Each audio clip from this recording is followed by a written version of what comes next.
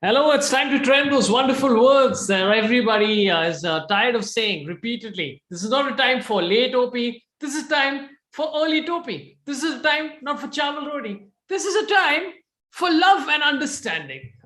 So welcome to the show. Shubham Yadav is excited. Honey Bosle says, okay, please bring Sumukhi. Are you not satisfied with us? Are you not happy with us? I just want to say that I have a mic. I have a Yeti mic. I want to say this because I spoke to my guest who I will introduce shortly, as well as our mutual friend, Mr. Arvind, who said that I need to up the quality and buy a better mic. Arvind, I bought this mic for 11,000 rupees. Okay, I appreciate your feedback, but don't insult my mic. Early OP, Yash Deep Shukla. Thank you, brother. Uttam Kumar, early OP. That's great. Siddhant Bhatt says, Jalebi OP. Well done. This is the newest one. Uttam Kumar says, earliest OP. Great shirt, says Sorabh Mangla. Appreciate it. Mehtab Khan, hello to you as well. Let's get the likes up. I'm going to also on the side, I have messaged about 4 of my friends, of our mutual friends, to tell them to try and come for this live. Let's see if anybody bites. You want to come discuss flowers. And now, nothing else. Okay, so welcome to the show. If you've never seen the show before, why start with this one? Why start with anyone is the question. ASM says finally some Naveen related content. Mamma and be kind of reclusive nowadays. Major missings. That's one of the reasons we're doing this. Anmol Madan is with the packet. He's put a photograph of a bouquet, then a pink something, then some other flowers which I don't know. Cool shirt. Sab log flowers ka baat karenge aaj. That's absolutely correct. Shubham Yadav says, hey, how can I improve my English? Saurabh hai, your English is so good. भाई मैं अंग्रेजी में सीखा था जब मैं छोटा था. मेरा स्कूल कॉन्वेंट स्कूल था तो वहां पर अंग्रेजी चलती थी. I am the opposite. I have been trying to improve my Hindi, and one of the ways I do that is by listening to Hindi commentary. एक मैच चालू है, मैं देख रहा है उसमें ये सारा. Try Kenny and Sumukhi too. I have tried everybody, you think, to exclusively talk about flowers. Okay, just a couple of things. I am going to be in Gurgaon on Sunday. Tickets are damn cheap because area mall is the place and they're trying to promote people getting to area mall. So this ticket, so they've given me a fixed fees. But मुझे कुछ फर्क नहीं पड़ता. But if you guys want to come, the tickets are 99 rupees for early bird because they're trying to basically get people to come into the mall after COVID, etc. So I don't know how many of those early birds are there. So please come and check the tickets. It's on sorabpan.com. I've also recorded 7 shows with Akash Mehta, who have to say, great job, man. Really, really proud of what he did. I think very, very commendable, hardworking dude. I will never say this to his face. To his face, I'll call him a piece of shit, but actually, really hardworking dude. Did a great job. Yash Acharya has already given a super chat. Thank you, brother. He's saying full OP SGD $7 whatever dollars. That's great. I really appreciate it. Okay. A couple of other things. If you've never seen the show before, you can watch previous episodes. I did one with Shwetab Gangwar. We did one with Vinay Sitapati about the BJP. We did one with Veer Sangvi, which is awesome. Did one with Kautuk and Adar recently, which is all about Hum Saath Saath Hain. Previous one with Robin Uthappa. Lots of stuff coming up. And I don't have anything to promote for Saturday. But in the chat itself, you tell me whether you want one about next live is about cricket or comedians hanging. You decide. I have asked the community, you decide what you want, and whatever wins, I will do. Amruta B says, Sorabh looking sharp quality. This is a shirt that I got from Shirty. It's awesome. Okay. I'm going to introduce my guest. Okay. I've got a reply from one of our, our friends who has replied saying, ha ha. Okay. You know, I'll bring on Naveen for this and then we'll do it. Okay. Gonna basically introduce my guest. He has multiple specials on Netflix. Sticks and Stones is one of his specials. Don't by Web of Sadia, which is on Amazon Prime. He performed this on Netflix. He did Kanan Gill's special, but Kanan doesn't like me talking about him and gets very angry about it. So I will say Kenny Sebastian instead. He's done Michelle Bull's special also on Netflix multiple times. He has a special somewhere. We gotta, don't be that guy. Is that the special? We'll find out. He was also there in the amazing Space Boys, which still remains probably my favorite show by comedians, Indian comedians. Okay, it's great, super fun. So please bring it up for horticulturist, flower enthusiast, etc. Mr. Naveen Richard, Mr. Naveen, sir, Mr. Naveen, sir, Mr. Naveen. Oh, he's disappeared. He's not here only. Oh, he's disappeared. He's gone away. Naveen, you come back. Come back. Where you went? This is weird. Oh, there he is. He's back. Okay. I think he's missed my entire amazing intro. Hi, Hi, hi, Naveen. sorry. Yeah, did you miss my incredible intro? I totally We, missed it. That's exactly when the Wi-Fi, which I just got today, went down. What did he say? I said many things, man. I don't repeat myself, but I basically said, I don't know what I said. Oh man, was it nice things or was it mean? I just don't know anymore. You know, All like right. with comedians, it's like if you're mean, then you're friends. And Yeah. if you're nice, Oh yeah, that's true. So I actually, hope then you. also you're friends. Yeah. Well, actually, if you're too nice, well, if you're vague nice, then you're not friends. If you're like, well, he's an incredible comedian, extremely funny, give it up for, then you're like, you don't know this guy at all. Yeah, yeah, But yeah. if you say something like, well, he's a hardworking guy, man, and really value our friendship. I don't know, something I sensitive. literally just said that about Akash Mehta. Yeah, that's what I was saying. I was listening to that. Then I'm like, Naveen, oh, you guys are friends. let's talk about this. How would you describe your pandemic in the entire format and comparisons related to flowers, of which you're a specialist? So, first question to you, Naveen, is how did you get into flowers? Well, the thing with flowers is, you don't see it till you see it. You're just walking by, and well, actually, when you start off as a child, people are like, oh, flower, flower, and then it just becomes invisible to you, just like the electricity poles wires. That they just become invisible. As ugly as they are, the wires that are hanging around your house. When a guest comes in and it's like, oh man, there's a lot of wires in this house, but to you it's invisible. That's what flowers became to me. But one day my eyes were opened, and I began to see flowers for what they really are, which are just a plant's reproductive system. I never thought of them as plants' reproductive system. So here, I just want to establish some rules here. Okay, what are we allowed to talk about and what are we not Yeah, allowed to talk about? Because we exclusively talk about flowers. This is India's first and only exclusive flower-based podcast. that's right. That's That's yeah, right. So I mean, just so that people don't disconnect, let's not get too scientific about it. We yeah, don't want them to discuss, because when we start off talking about flowers, we can get all chrysanthemum, you know,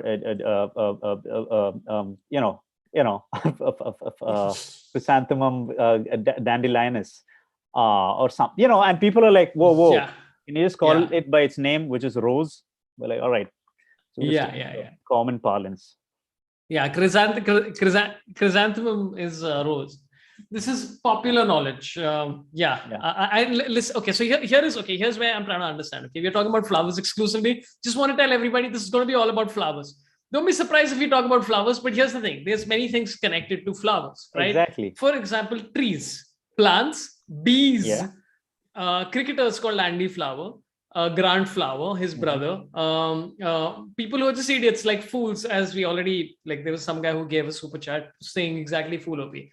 And like my T-shirt is flowers. Your It's flower T-shirt is related. flowers. That's Yeah. right. And listen, So and what are the sometimes rules? okay, here's the other thing. Sometimes we may use a metaphor to describe a flower, of a metaphor that relates to life, and it might sound like, hey, we're just doing observational comedy about vaccines or something, but really it's a metaphor for the flower that we are speaking about. So it'll Yeah. seem like it's just a different tangent. No, no, we're going to bring it back. They're metaphors. you know Yeah. So okay, let's start with my first question, which I've composed. In the flower community, Mm. Venus flytraps, are they just like toxic bad representations of the flower kingdom, or are they just awesome kick-ass badasses? Yeah, man, the Venus flytraps, they do get a bad name, but I mean, the flower industry, the flower kingdom needs something to balance out its la di da, I'm friendly, take advantage of me kind of, facade. That's where the Venus Yeah, flytraps come in, and they're like, all right, you wanna, ha, ha, ha, ha, I'll bite your finger off, maybe very slowly. If you keep your finger in me for like 3 to 5 days, you're gonna see some slight discoloration, bro. yeah. It's they're really slow. Like, I Yeah, mean, even a I'm not fly. impressed. I mean, of course, I know. That's why we're here talking. I'm not going to say I don't know how long a fly takes to decompose inside a Venus flytrap, but although they're designed for that. I mean, they know piranhas. Let's not give it too much credit and be like they're the piranhas of the flower kingdom. Um, but they you don't mess with them, you know. And they don't look cute either. You know, they're like "Yeah, we're ugly. We do ugly things." I wonder if you put a By the flower inside of Venus flytrap, what happens? Is that Oh cannibalism? my God. Yeah, that is cannibalism. But I think the Venus flytrap seems like the kind of flower that would just eat them, which is pretty fucked when I mean, I hate to use bad language in a podcast exclusively about flowers, but I'm sure like schools are going to use this as reference points. Yeah. So let's try to educate. Yeah. You know, I think that the Venus flytrap is gonna be like you put a flower inside and it's gonna like nah, no, no, no, no, Yeah. no. Because it's like, well, I guess something about a non-vegetarian joke. You know what I mean? Yeah. By the way, I misheard you say penis flytrap. And that that also sounds great. Like, I mean, listen, here's the thing. Okay, I hate to digress, but this is loosely based around what we're talking about. Why do they call it a fly in your that zipper? Why don't they call it a penis flytrap? I mean, these are the kind of questions that people are asking in school. What if you're in the 10th standard and a teacher asks you that, hey, listen, what is a penis flytrap? What would you say? And then we've given the solution. Where's the fly coming in again into this? What I don't understand. It's only the trap. Yeah. It's only a So, trap. sorry. You know what I mean? I mean, listen, I hate to You get like digress, really by the way. graphic. By the way, you really digress. I'm sorry. Unless I'm you're gonna sorry. bring it back. Okay, so when you think about it, as you already said, the flower is the reproductive system of the Oh, great! plant, right? I gave you an excuse As also to go back. is the penis without the fly trap. I'm here to talk about flowers. I have brought my flowers. Okay, Tim and Rajesh. Nice. Yes, that's right. What are Uh, what are the other notes you made about flowers? yeah. So, have you ever eaten a flower? I have follow-up questions about this, which is about consuming flowers. Okay, I'll tell you my story. I Yeah. was in Dubai, okay, because I travel to fancy places, okay, Yeah. and I my sister was, and this is all connected to flowers. I know this is going to sound like a long story, but it comes to flowers. I just want to Okay. tell Cut to people the to chase. calm. Just Yeah, cut to the chase, though. listen, man. So my sister is because my parents created her first and then me Yeah. second. So that's how the Intentionally. relationship happened. Yes. And that's how we relate. Anyway, my sister got a job in Dubai where she was a journalist, and they said, "Hey, we're going to give you a free meal at this really exotic restaurant," which the total bill came to 4.5 lakhs, which we didn't have to pay for, which is one of the best meals I've ever had. And as part of the thing, what they had was they had a cocktail which had flowers in it, and I was like, "Dafuk." And they said that these are edible flowers which are dipped in vodka overnight and you can eat them. And I ate them and they were incredible. Cut to me at a friend's wedding, and I see that they have put flowers inside a cocktail. And I start eating them. They're like, that was a decoration. Yeah. Yeah, that's happened. Yeah. I can see that. What do you remember? What I mean? But the first flower, it was tasty Yeah. though. It was actually quite, because it dipped in vodka, right? Like, I mean, if you dip anything in vodka, it tastes quite nice. Yeah, well, that's the thing. You could put anything in sugar. Like, Yeah. you take a hibiscus, dip it in sugar. Hey, hibiscus sauce. And you're like, Yeah. don't take credit for what the sugar did, hibiscus. In Tamil Nadu, they actually have this thing, rose syrup. Okay, and when I was in Salem, there's this place where they make you eat. Okay, well, you're talking about the 4.5 lakh meal. This was probably like uh, $200 or something, but it's unlimited. By the best meal, I just want to clarify to all the viewers that, like, if you're of a financial bent of mine, that's more than 4.5. That's less than 4.5 lakhs. Sorry, got confused. Yeah, that's right. Yeah. Yeah, it was a really tiny room. I mean, it's funny. It's complete opposite of what you ate. It was a tiny room, but what they lacked in space, they had in love. Because they will feed you better than like their aunt who feeds you, right? Like they'll put you a mound of rice, and then when you're done eating, they're like, "Sir, why, sir, you're insulting," and they'll put some more. And after all that, they put this buffalo curd on my rice, and then they poured a bunch of Rose syrup. That's where I lost them. I was like, you didn't even ask me if I wanted this nasty rose syrup, man. You ruined the Yeah. buffalo curd for me. I mean, So I don't know if it counts, but I guess we can. Yeah, I completely forgot that Ruh Afza and rose syrup is made out of flowers. Roux Afza is commonly mistaken in the South for rose milk. Rose milk, truly distinct. I don't even know if it's made of roses. Have you had rose milk? Yeah. It's not Roux Afza, by the way. Yeah. Then what is it? See, that's the thing. In North Indians, you're like, you go and say, hey, you have rose milk, I give you a bunch of this Roux Afzas, in water, and you're like, yo, this is neither rose nor milk. First of all, I don't even know what rose milk is made of. It's pink, okay, and it's delightful. It's a delightful cold beverage. Okay, I don't know what it's made of. You just put a few drops of this stuff in cold milk, and it blows your mind. Roux Afza, though, has a very overconfident taste about it. It's like trying too hard. Rose milk is very subtle. Rose milk will bring out childhood memories, like a R.K. Narayan novel. But Roux Afza, it's a bit too much for me.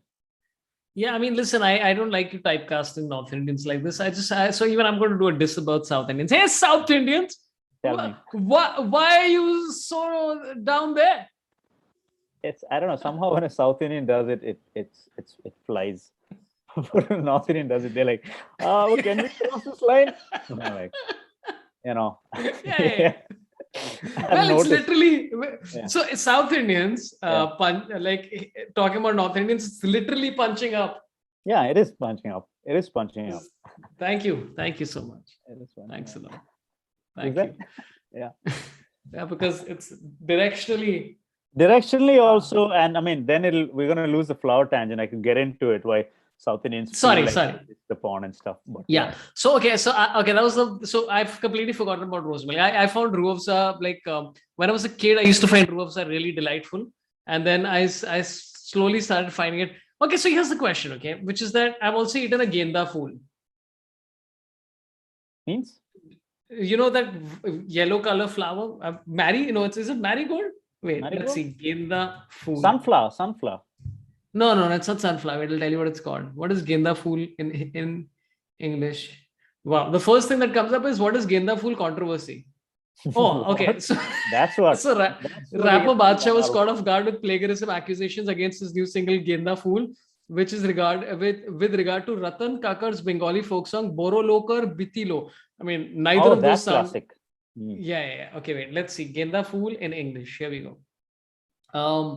Marigold. You're right. Did you say marigold? Yes. Wait, I forgot what a marigold looks like. Let me just Google it. Marigold. There. That's the marigold. Oh, yeah. Okay, this one. I wonder if it's this. Could be. It is that. It's literally that. That's what it is. That's a Genda Fool. Yeah. Okay. Well, yeah. So there's a movie called Monsoon Wedding, okay, in which Vijay Raz, the character, he is a wedding planner, and he finds a Genda Fool in the whatever, and he just starts eating the Genda Fool, and that's one of his character arcs. And I thought the character was so terrific and funny. I'm like, even I want to eat a Genda Fool and see what it tastes like. Yeah. And I hate to disappoint you. It tastes like shit. It tastes like nothing. Well, I think there's only one way to find out. Oh yeah. But will it die though? No, right? I mean, we'll find out. I'm not gonna taste it. I'm not gonna consume.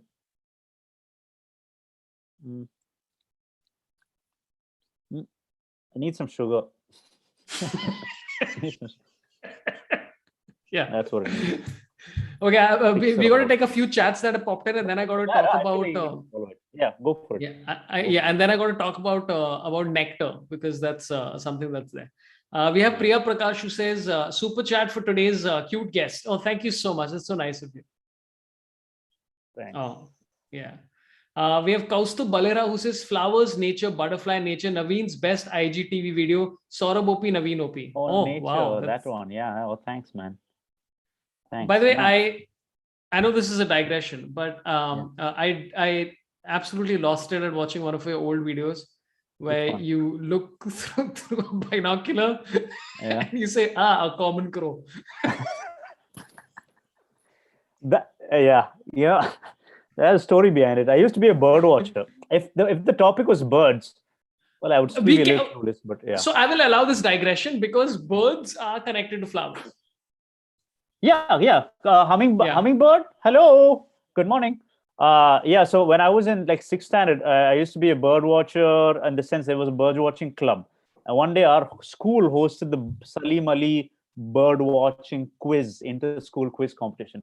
So I was like, yeah, we know like 3, 4 birds names that we see around school. So I show up to school at 9 o'clock. Turns out the other bird watching kids have showed up at 6 a.m. and memorized the whole bird watching book, and now they know. And here we're at the quiz, okay, and all my friends are sitting in, and all the other school kids are just participating for the heck of it. They just like, whatever, we get a free day out of school. So my school is famous for the bird watching club, so everyone knows, oh, this guy must know the birds that come up on the screen for this quiz. And none of my other friends want to help anyone copy or whatever. So these other, like, local school kids are like, hey macha, what bird is that, dude? And I'm like, macha, that's kingfisher, dude. So then they write kingfisher. Next bird comes, they're like, macha, what bird is this? And I'm like, no macha, this is kingfisher, that last one I don't know. So then they're like, okay guys, this is kingfisher. Every bird that comes up looks like some version of the kingfisher for me. So I'm like, no, this is common kingfisher, the last one is regular kingfisher. And after a while I was just like, yeah, this is a crow, this is a crow. And then they gave up on me. A crow, which is also called the most common kingfisher. So, yeah, but by the way, like, I mean, to talk about crows, right? I just find the very concept of crows, because I find crows like, they're just like dicks, right? Like pigeons and crows are, it's like comparing mosquitoes and flies, right? Like mosquitoes at least have the courtesy to be discreet about what they're up to. Flies are just like and just like all over you, and I'm like, dude, just have some respect for my personal space. Mosquitoes are like boop and they leave, and you're like, Yeah. so at least. And crows are exactly like, they just actually both are Like, equally irritating.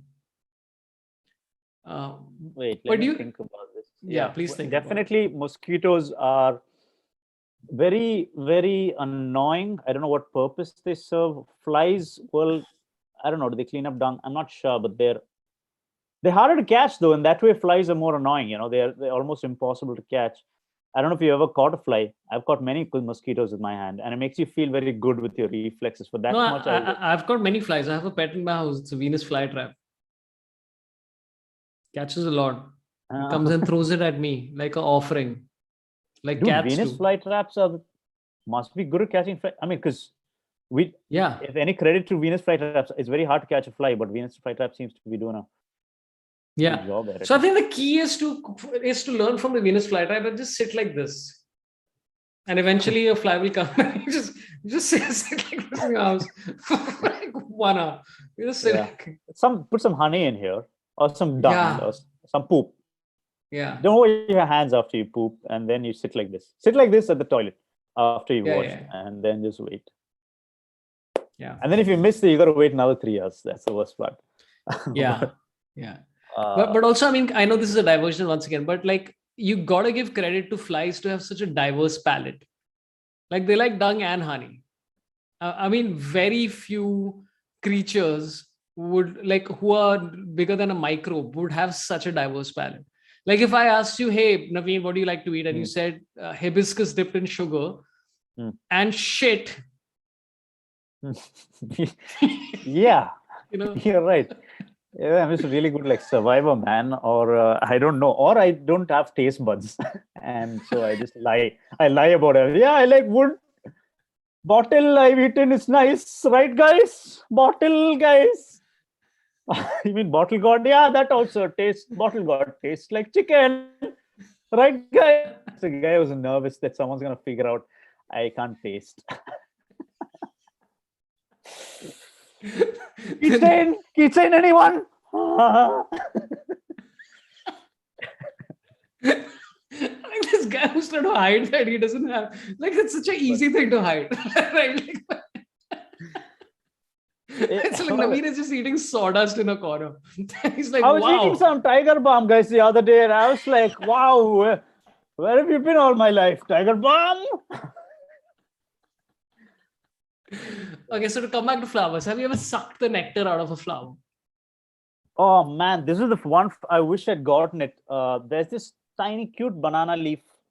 Banana leaves are usually this big. We have a banana leaf that's like small, and it has these little red and yellow. They look like flames coming out. Bloop, bloop, bloop, bloop, bloop. And there's a little thing that you can pull out of that and suck on it. Have you ever done that? Oh. Have you ever tried? Do you know what I'm talking about? No. Yeah, I mean, I have sucked on I should have got that. the nectar. No, I have. I mean, I wasn't trying to make a sexual joke. So there was in my. I used to live in a place called Hyderabad state when I was a kid, and there were Yeah. flowers everywhere. And I just saw once. I can't remember Yeah. what inspired me to do this, but I just smelled a flower, and I'm like, this smells so nice. It would definitely taste good. And then I sucked the nectar, and it was beautiful nectar. It tastes Yeah. like, it's like cloudy and like a. I don't want to say a marshmallow because marshmallow is very manufactured. This is like it literally like a hibiscus with sugar in it. It was perfect.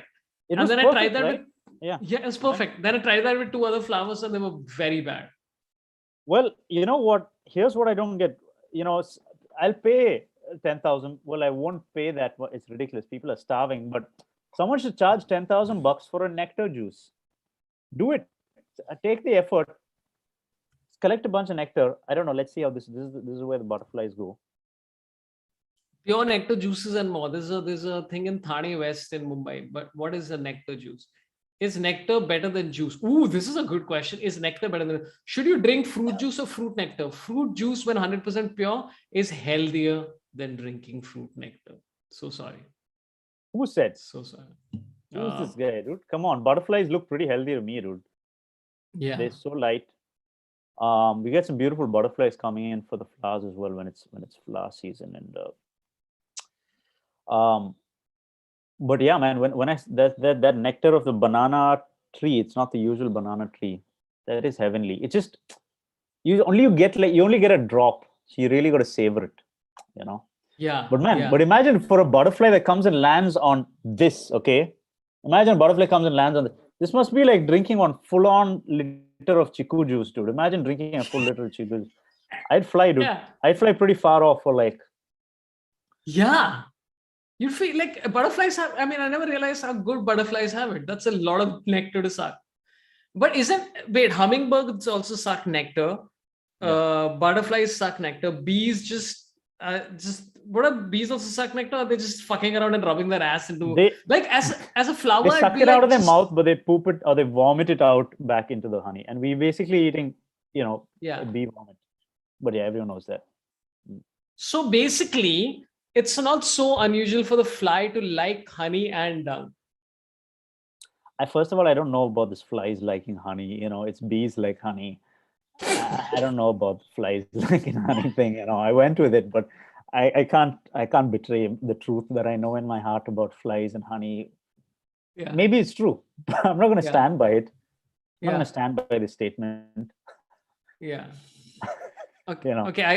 I got to take a couple of chats that have popped in. I'll take a normal chat as well. ASM says chrysanthemum throne. I don't know what that means. Do you know what that means? Chrysanthemum, a throne full of chrysanthemums. I forgot what a chrysanthemum looks like. I don't know. Dandelion also, I'm like, is this, hey, name this flower and you win $50. I don't know. Is this how super chat works? You name this flower and you give it $50. I got so disconnected from YouTube lives. Yours are the only ones, I think. Yeah. No, I was going to try and do one. June has a line which is very. I think this is the kind of line that Atul Khatri and me genuinely appreciate, and I don't think you would. Flowers are plants, lullies. I mean, this is the kind of comments that flowers. That's what I meant. I said, the reproductive system. Yeah. Okay, we have Maya Shinoy who says, big fan of Naveen Richard. Remember last time him roaming in a car trying to connect on the mobile network? Absolutely. It was fantastic. What happened, dude? The Wi-Fi that got connected today went down just before. So now I'm back to my phone. Can I try to connect back to my Wi-Fi? Let's not take that risk. It's working fine now, right? It's working okay. It's like a little laggy here and there, but it's not a problem. Yeah. Let me try and I'll come back. Okay. You talk to the fans till then. I will do that. SR Laskar says, why is this at night? Because Naveen had to pick up his brother from the airport in the morning. So I was just like, let's do it, man. This is just an excuse for me to talk to Naveen Richard and also try and see how long can we talk about flowers, which I think we can do at least an hour. I don't know how many of you believe in us, because you know, the fun part is that I think the YouTube lives are interesting to me because one day you're talking about the BJP and then you're talking about motivation, and then third day you're just talking about flowers. It's great. I think the other connection was better, by the way. This is more grainy. No, wait. Let's wait. Give it a second. Come on, man. I paid good. I had to, to get this Wi-Fi. I had to pay good money. The Wi-Fi cable was nowhere near my house. It took like 2 days for the cable to get here. So I think you should do a speed test and see which is faster. I think you'll be surprised with the results. Oh no! Come on, man. So wait. So this, this seems more grainy than the last one for sure. Back. It looks like you have earlier rose in high definition, and now you just look like Ruafza. We have a Nimit who says Lotus flower ? Utsav Datta says Orlando Bloom. Complete great this thing. Chinmay Mishra says please call Great Khali. Great Khali, come. He's not listening. Yashraj Singh Solanki says, is this the most intellectual content on YouTube right now? 150%. Where will you find India's only podcast exclusively about flowers? Okay. And Chandan Taluja says, make Naveen shave his beard on live stream. I'm not sure. How much will you give? Yeah. How much will you give to charity if I do that, my friend? How much do you want? How much do you want? Charity of my choice? Yeah. Let's see if there's anyone I know who needs this right now. 50,000, dude. I know 50,000 to shave your beard? Well, I'm just telling you, this is what charity that I know needs some money for. They need to register their NGO, and someone's charging them a lot. So, yeah. What is this charity that requires 50,000 rupees to be registered as a charity? Well, I think that the registration costs only 10,000 bucks, but I think the lawyer. Listen, by the way, if anyone out there, can you tell me? I think it's 10,000 bucks to get your NGO registered with an ATG. How much do you have to pay a lawyer to do this? Super chat. Please. Okay, so somebody just genuinely, I think this is a genuine question from Naveen, and we are taking a side this thing because we're trying to help somebody out here. It's a flower based. So if anybody, and this is it's a flower based. It's not probably a flower based. We're just trying to be nice to people. So just help out Naveen. If you know any contacts with lawyers who can get a this thing registered and cheap, then just let Naveen know on somewhere. Or just let me know, how much? Yeah, cool. We're trying to save the dandelions. All right. Yeah. Rishabh Roy Chaudhary says chrysanthemum throne is the throne of Japan. Oh, I gotta see this. Chrysanthemum throne. Let me also check it out. What is this? What's the throne of the Emperor of Japan? Oh, that's pretty cool, man. Nice. Does it look? I would love to sit on a chrysanthemum. Do you think you'd be comfortable in a chrysanthemum throne, Naveen? Literally made of chrysanthemums, or the chrysanthemum throne of Japan fame?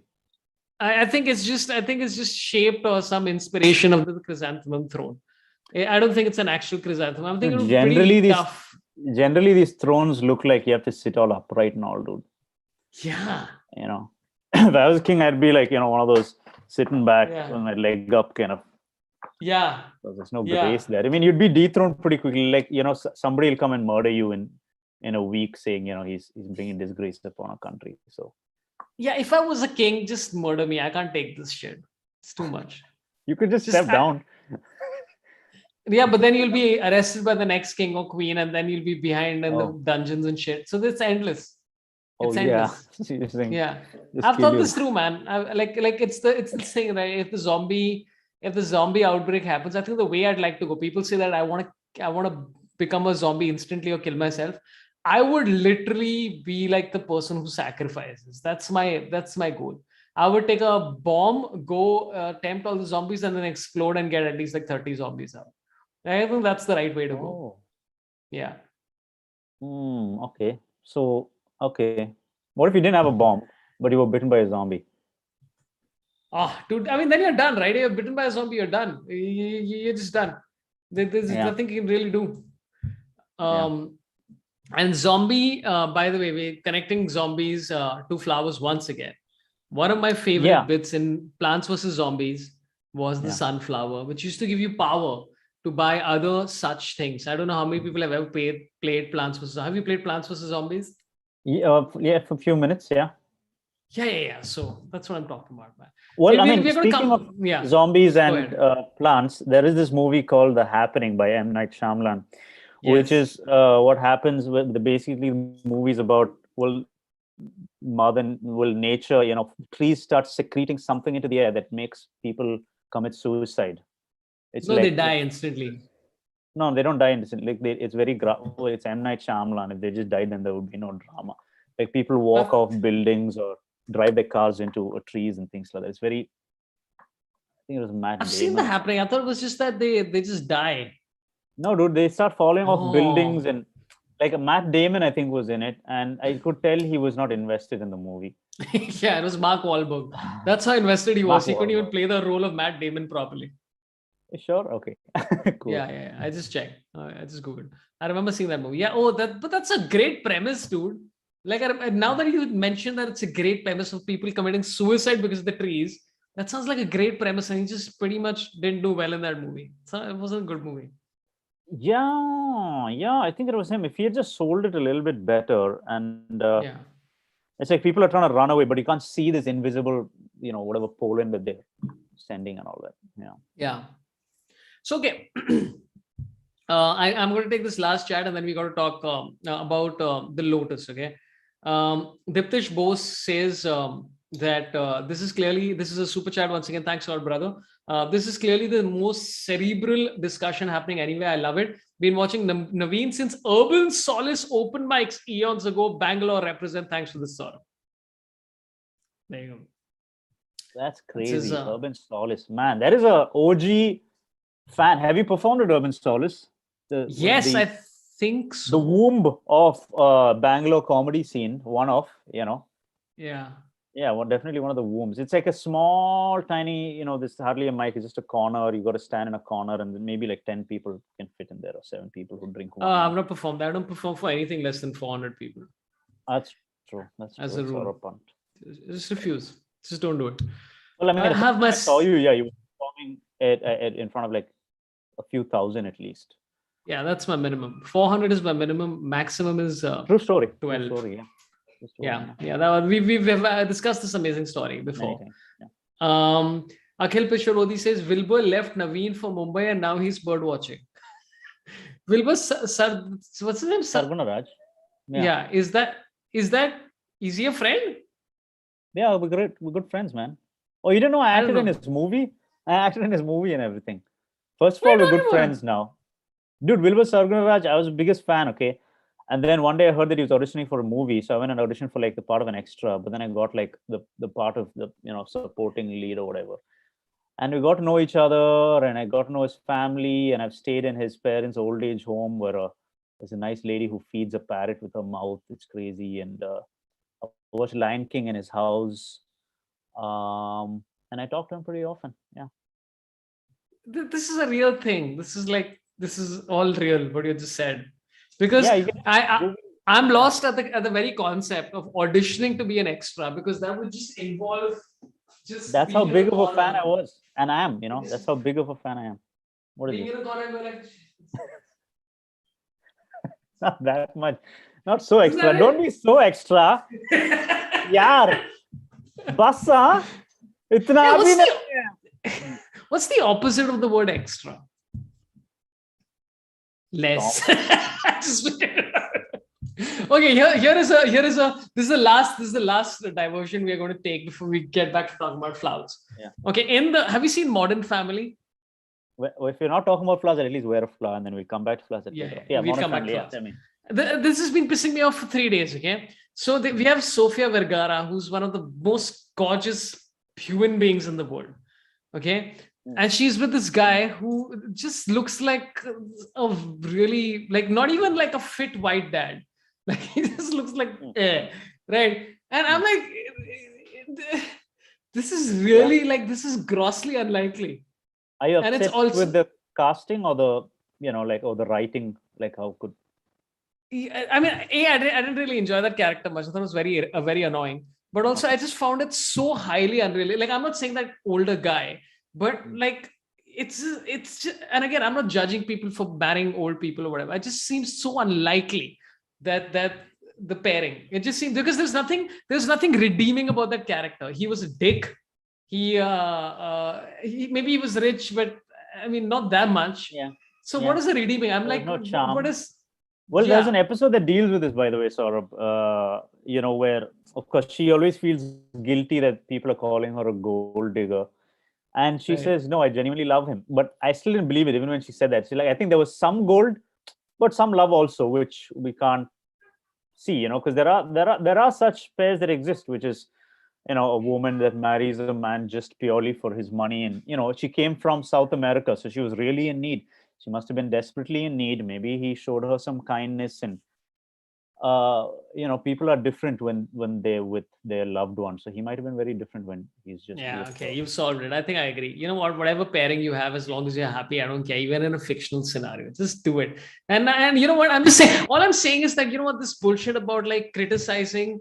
If you accept that as a relationship that works, then you can't criticize Salman Khan for casting himself with a 22-year-old actress. I'm just saying. Well, no, it's different there in Modern Family. There is this whole thing of, did she really marry him for love, or did she marry him for the money? Either way, she's doing a good job of being a good wife. She's not mean to him. She doesn't put him down. She doesn't cheat on him. So that's justified. So it's like a gray zone. But with Salman Khan, I don't know which movie you're talking about, but if he's like justifying that this is completely normal, and I don't know, Yeah, I don't know but which. if Sofia Vergara was in a movie in a TV show with a guy like Salman Khan, that I could buy.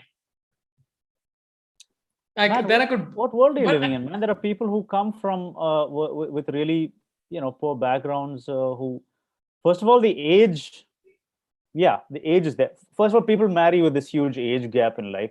That's been age done. gap is not the problem. The age gap is not the problem at all. I'm like, age gap is perfectly fine. I've seen perfectly happy couples with like There's massive age charm. gaps. There's no charm. There's no charm. There's nothing about that character that I'm like, what is it? Like he's not charming, he's not fun, he's not He's he's funny not though, really I think, right? kind.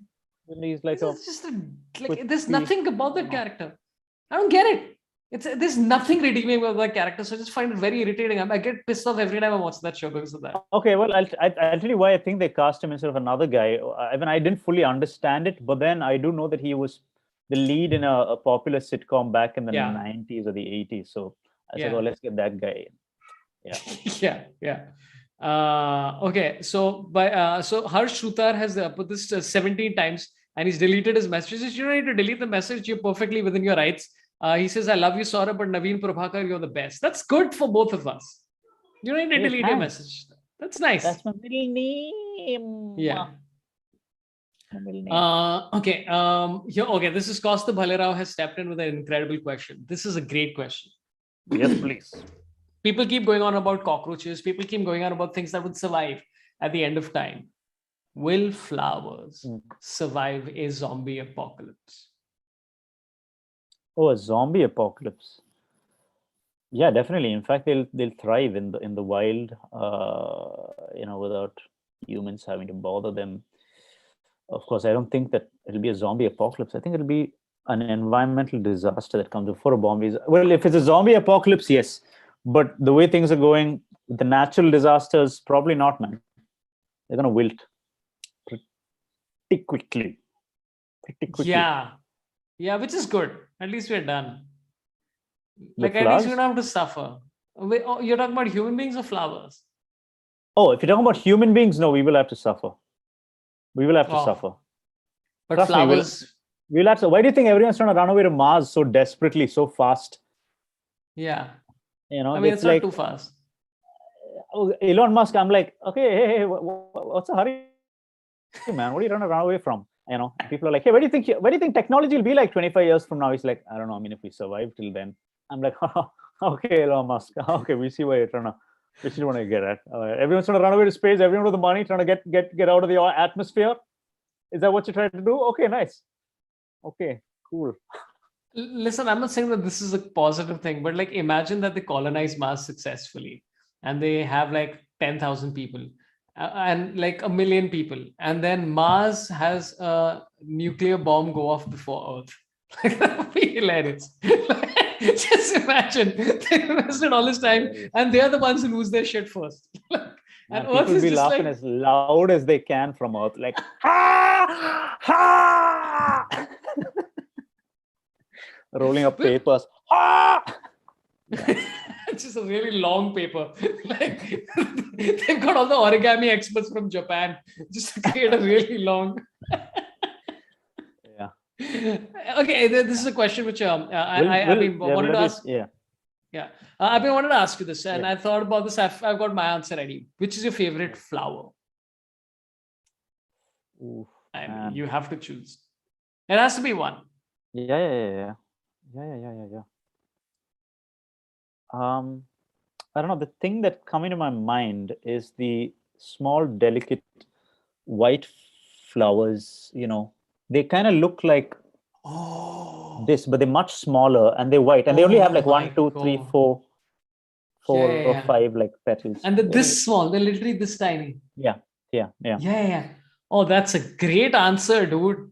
Oh yeah. my God, those are amazing, those Someone in the chat flowers. knows the name. Tell me, I guess you'll Let's win see if somebody 500 knows. bucks. Uh, You know what flower? somebody's Middle is maybe green only, I think. yeah, what a cauliflower. I wonder Somebody if there's says like, that. bird watchers. You think there are flower watchers just admiring flowers bloom? And if bird watchers need to get a life, then Yeah, yeah, yeah. Just people looking around. They're like, "Hey, man, it's still there." yeah, It's yeah, not moved. yeah. You know what? I really like your answer. This is a great answer, dude. My kids and me, whenever we go out to a park, we find those Mhm. tiny little flowers, and I lose my shit. They're incredible. They're They're sometimes too purple cute. in color. They're Oh, sometimes whatever. Oh, they're beautiful, dude. oh Oh my my God, they're goodness, the beautiful. handiwork. That's Oh, what I mean. I'm like, there's this thing where it's like, the earth showcases the handiwork of God.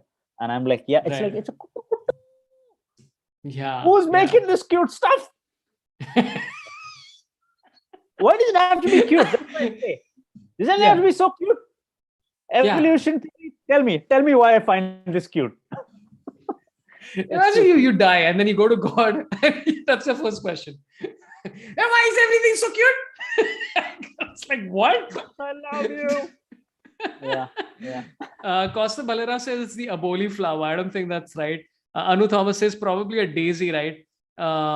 Daisy is a bit big. Night flowering jasmine. That can't be it. Now people are just looking up anything. Something like jasmine. I want to Google it, but I'm scared my internet will go. Okay, let's see. Night flowering jasmine. I don't think so. And No, you know no, what? no, What no. we're trying to This one say is is that it connected. usually grows on the ground, right? It does. It's not like up Yeah. there. It's like next to the grass. There are these Yeah, tiny, next to tiny the little grass. flowers. Yeah. Next to the Oh, grass. beautiful Yeah. there. I'm glad you understood which one I'm talking about. It's not the night flowering jasmine because here it's all connected. The petals are Yeah. connected. This one, it's not connected. They're individual. Somebody said Madagascar periwinkle. Wait, let's see if it's Madagascar periwinkle. I don't Yo, think such a I've thing not even been to exists. Madagascar and all, dude. I saw Wait, this in Coimbatore, maybe. I don't know where I saw it, but yeah. I don't think it's that. It's Let's see it's this. Oh, here. incredible flower. Yeah. I have a version of it here. It's Yeah, not yeah, the yeah. one, but Yeah, but it yeah. I know has what you're more. talking about. I would say it has 1, 2, 3, 4 more. Yeah. But this kind Yeah. of delicateness, this is what I'm talking Oh, about. oh, it's beautiful. Yeah. That's a great answer, Easy. man. I'm so impressed. So impressed. I was going with the sunflower. But what you just said is incredible. You know what I like about the sunflower Yeah. is that most flowers are just like, "Bleh." Like they're just like we're done and we're flopping and we're like just have some self-respect. They're like don't just just whatever. Yeah. Sunflower is like my stem is firm and I am like this and this is it. Like it's a very organized flower. Dude, You know what I'm sunflowers saying? also go like that, by the way. When the sun's not up, it just gives up.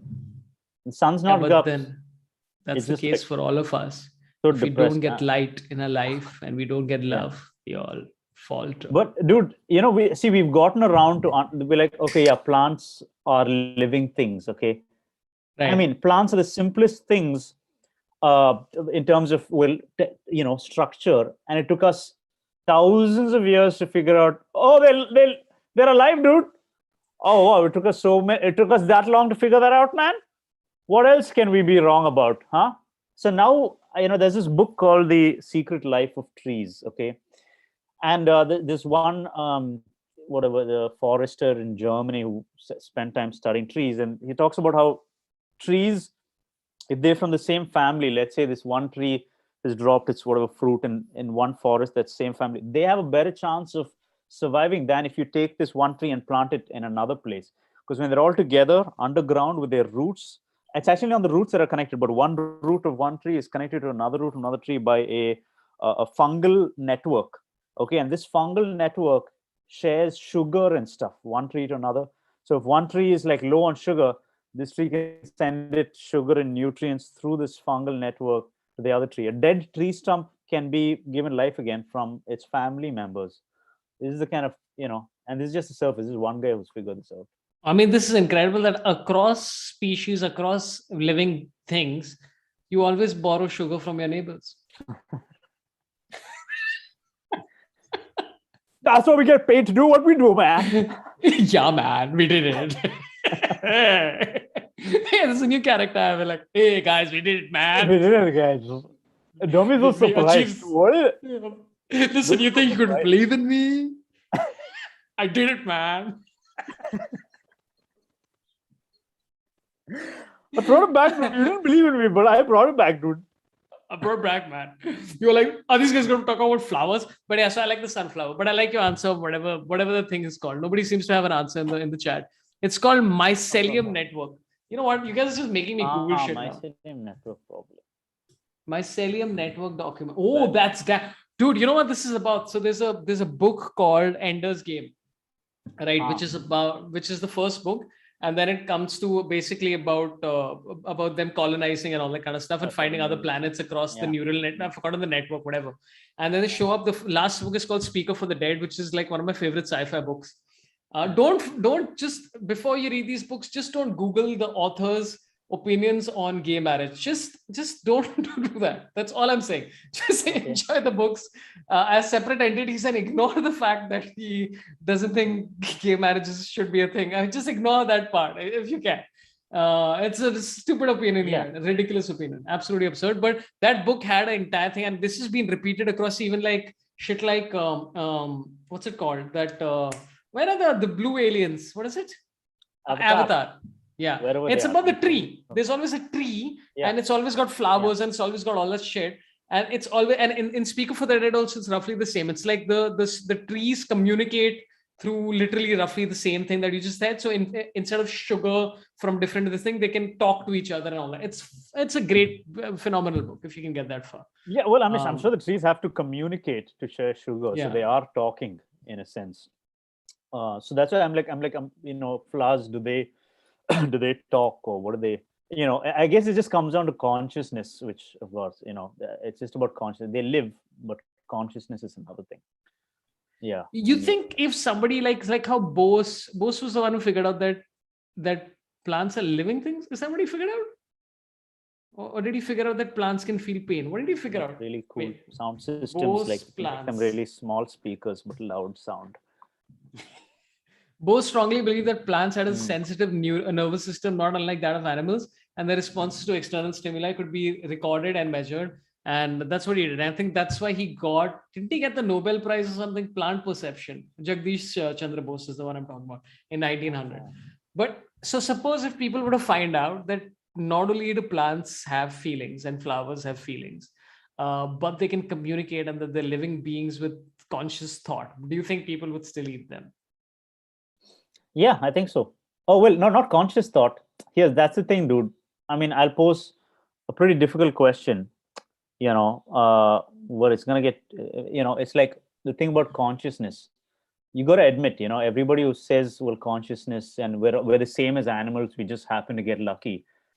Well, if that's the same as we're the same as fish and animals, well, if there was a puppy in a pit in front of you and a baby in a pit in front of you and someone is holding a gun to be like, you got to bury one of these things, you're going to have some feeling. There's something that's drawing you to that.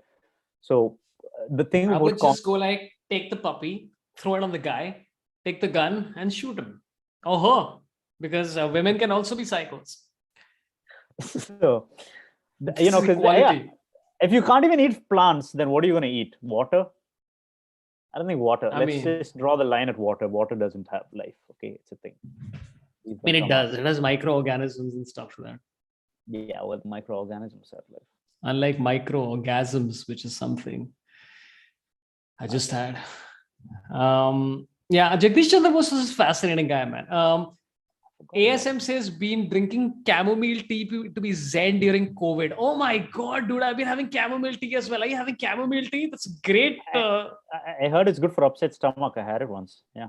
Yeah, I had a terrible stomach because my wife called me because she went to some farmer's market and she came back with this milk. And I am a Yeah. milk connoisseur, as I've discussed many times before. I love milk. Yeah. And she's like, hey, try this milk. And then Yeah. I knew it was spoiled, but I'm like, listen, I must persist for the sake of milk and I must represent. And then I still had it. So I was fucked for 3 days. And I was having Oh so my much goodness. chamomile tea. Yeah. It helps. That's the only time I've had. I went to what's that fancy place in Andheri where only fancy people take membership to Soho Soho House. clubs? Yeah, Soho Soho House, House. yeah. I went there and someone was like, "Hey, have something fancy." I was like, "No, upset stomach." They're like, "Oh, have a chamomile tea on the house." So yeah, Oh, on the house? on the house. Well, no, the guy who called me there for the meeting.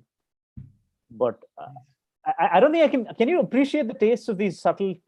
I'll have it, but I'm fine with black tea or green tea too. I'm not like, oh, once I Yeah. have this, that's all. My life has changed. I'm Do you like, think oh that our tastes are getting more and more like, so I love coffee, right? I don't know, are you a coffee person? yeah, yeah. I love black coffee. Yeah. Yeah. So, I mean, as a coffee person, right? I'm also holding up a flower symbol just to compete with the, dude, if a fly lands on this, that'll be great. So I just find like, actually, no, I find that like, if it is weak coffee, I just can't tolerate that shit. But I can actually like the subtle flavors of like I'll sometimes combine two different grounds of coffee just to get it ah, to up to a level of taste which is like strong enough. But then that subtlety of the one that's weaker and the one that's stronger is perfect. well, you must have very subtle taste buds, and I think in Tamil it's called a rusinak, okay, which is like a tongue that's out for the flavors, and like there are some people who like, I don't care what I eat, man, as long and oh, if it's good food, it's good. Then there are some people, and even Kanan is like this with his coffee. He'll brew me this great. He's like, you gotta try out this coffee, dude. You gotta try out this. Nom, nom, nom, nom. And then now I'm having it, and it's black coffee, and I'm like, yeah, dude, yeah, like, yeah, yeah, dude. When you go high pitched and you don't know what you're talking about. That you described my entire stand-up career. Yeah. Okay, Love Costa it. Bhalerao has a super chat which is related to his earlier question. Which flower will make the best zombie? So this is okay. Let's take this Mm, into a bigger scale. Okay, mm. let's make it anthropomorphic Yeah. flowers, right? If a flower was to get life Okay. and Okay. then be a zombie, Oh, I mean, there's this 50s movies, right? These like the 50-foot. Oh, was this only an Archie's comic? The attack of the 50-foot creeper or something, right? You remember I that? know what you're talking about. Yeah. You're talking 50-foot creeper. Wait, I'll Google this while you discuss the movie. Yeah, 50-foot creeper. Wait, there's actual 50. No, but that's just showing photos of 50-foot creepers, which are apparently not that unusual. Yeah. Hmm. Yeah. So yeah, So what so flower make a good zombie, huh? it would be a Venus Hmm. flytrap, right? I mean, Oh it's yeah, it's almost yeah, obvious. It's well, I mean, it's a clear winner actually. I'm sorry yeah, to disappoint, but that's the one. yeah. Yeah. Dude, so one of the things I do with my kids is that whenever I can, I tell them that, hey, you can watch one nature-based video before we sleep. And so Hmm. we've stumbled upon some crazy stuff, right? Which like I think I told you this about how snails, I didn't know that they have eggs. I just thought that Oh, snails just happen, which I don't know where that came from. Because yeah, you're apparently right. slugs Hmm. just get Yeah. created, and there's some creature which just gets created out of nothingness almost. People Oh. in the chat will say this guy's lost his mind, but there's some creature that does. Anyway, so we saw a video of the Venus flytrap, and it catches rats and frogs and shit, man. I'm like, this is a lot. That, it's a little gluttonous of them, but it's like that movie Yeah, Life of Pi. I think that whole island was eating people and yeah. stuff like that. I think if you can genetically modify them enough, you could probably get them to be big enough to digest a small person, perhaps.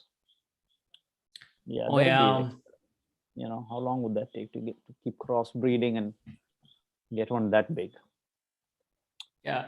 You think you should put on more weight just so it takes longer? You're right. We should anticipate this. And for Yeah, that sake alone, start putting on weight now. yeah, In the off chance that someone gets around to it and then teaches them how to walk and they get consciousness and things like that. yeah, It's a good time to start putting some sugar and some flowers in, yeah. get to town, man. What are Get to banana town about flowers? it. Banana flowers are a delicacy in the south somewhere. Is it in Yeah, in Kerala? Kerala, we have it. We have it in my house pretty often, man. But Yeah, what is yeah, it? it's It's super tasty. It's super tasty. Well, I think I know what they look like. Yeah, before. It's where the entire banana bunch, I guess, comes out from. And it's really, I mean, the technology the engineering that goes behind something that looks like this, that turns into something that's like an entire bunch of bananas is freaky. Because, yeah, flowers and all, you don't get to appreciate it. Like it's already like a and then it turns into, but an entire bunch of bananas comes from this banana flower. Basically, like, cut it before it gets to live life. And then, if you have a good cook who knows what she's doing, it feels very nutritious. You know what I mean? The yeah, nutrition in a banana flour, because this has all the nutrients and the technology necessary to turn into that much nutrition. All of yeah, that technology packed into this flour, and I'm just like eating it in one gulp. You know what I mean? yeah. That's why gynecologists are really lucky. What? Gyne- So, Gynecology. What I kind of mean, I'll flour is just, that? Anyway, I'll just, you know yeah, what? I don't know why I spent so much time thinking about that shitty joke. That's such a stupid joke because I genuinely had something interesting to say and yeah, I and it's completely gone. screwed it up You with what sacrificed I. it, man. Yeah. Oh, yeah, I got it. So Yeah, under my yeah, building, they have yeah. these pots. Okay, and all these pots they have different kinds of plants.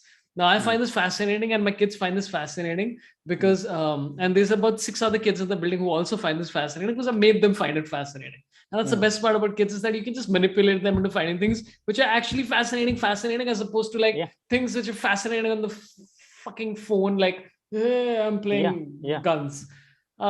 So yeah, there yeah, was yeah, one which is a yeah. Christmas tree. So I showed them this is a Christmas tree. There was a small little mango tree, like really small samples of it. Mm. And then there was a chiku tree, and there was a chiku plant in which a Wow. tiny little chiku was growing.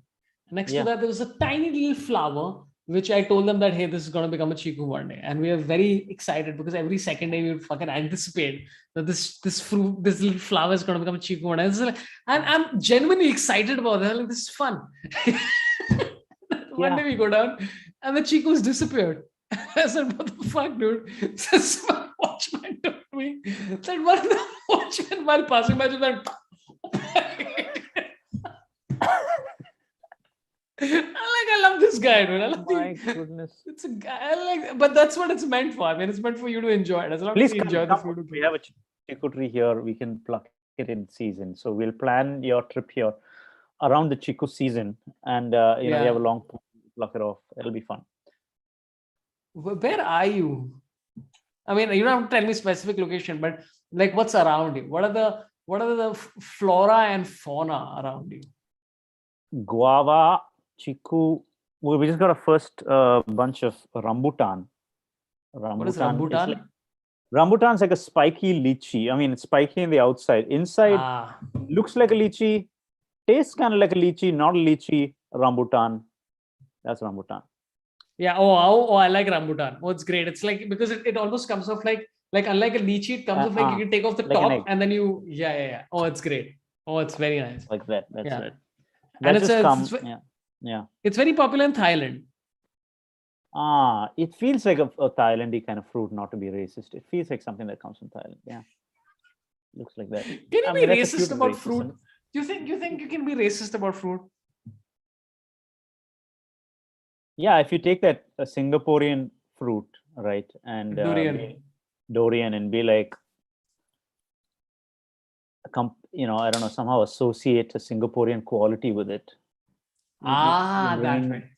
you bring in the fruit into racism, and fruits like I had nothing to do with this, but yeah. Yeah. Yeah, like a really racist joke would be, I don't even want to say it. It's basically like So I'm just saying that durians are not allowed in most places in Singapore. Like if you go to a hotel, it's not allowed, right? Yeah, You yeah. can't check it. So I'm just saying that the joke, the racism writes itself in that particular quantity. By the way, I messaged this to Kenny and I have to tell you this. Have you ever Yeah. had, and this is related to fruits, Yeah. because fruits are essentially flowers that made it in life.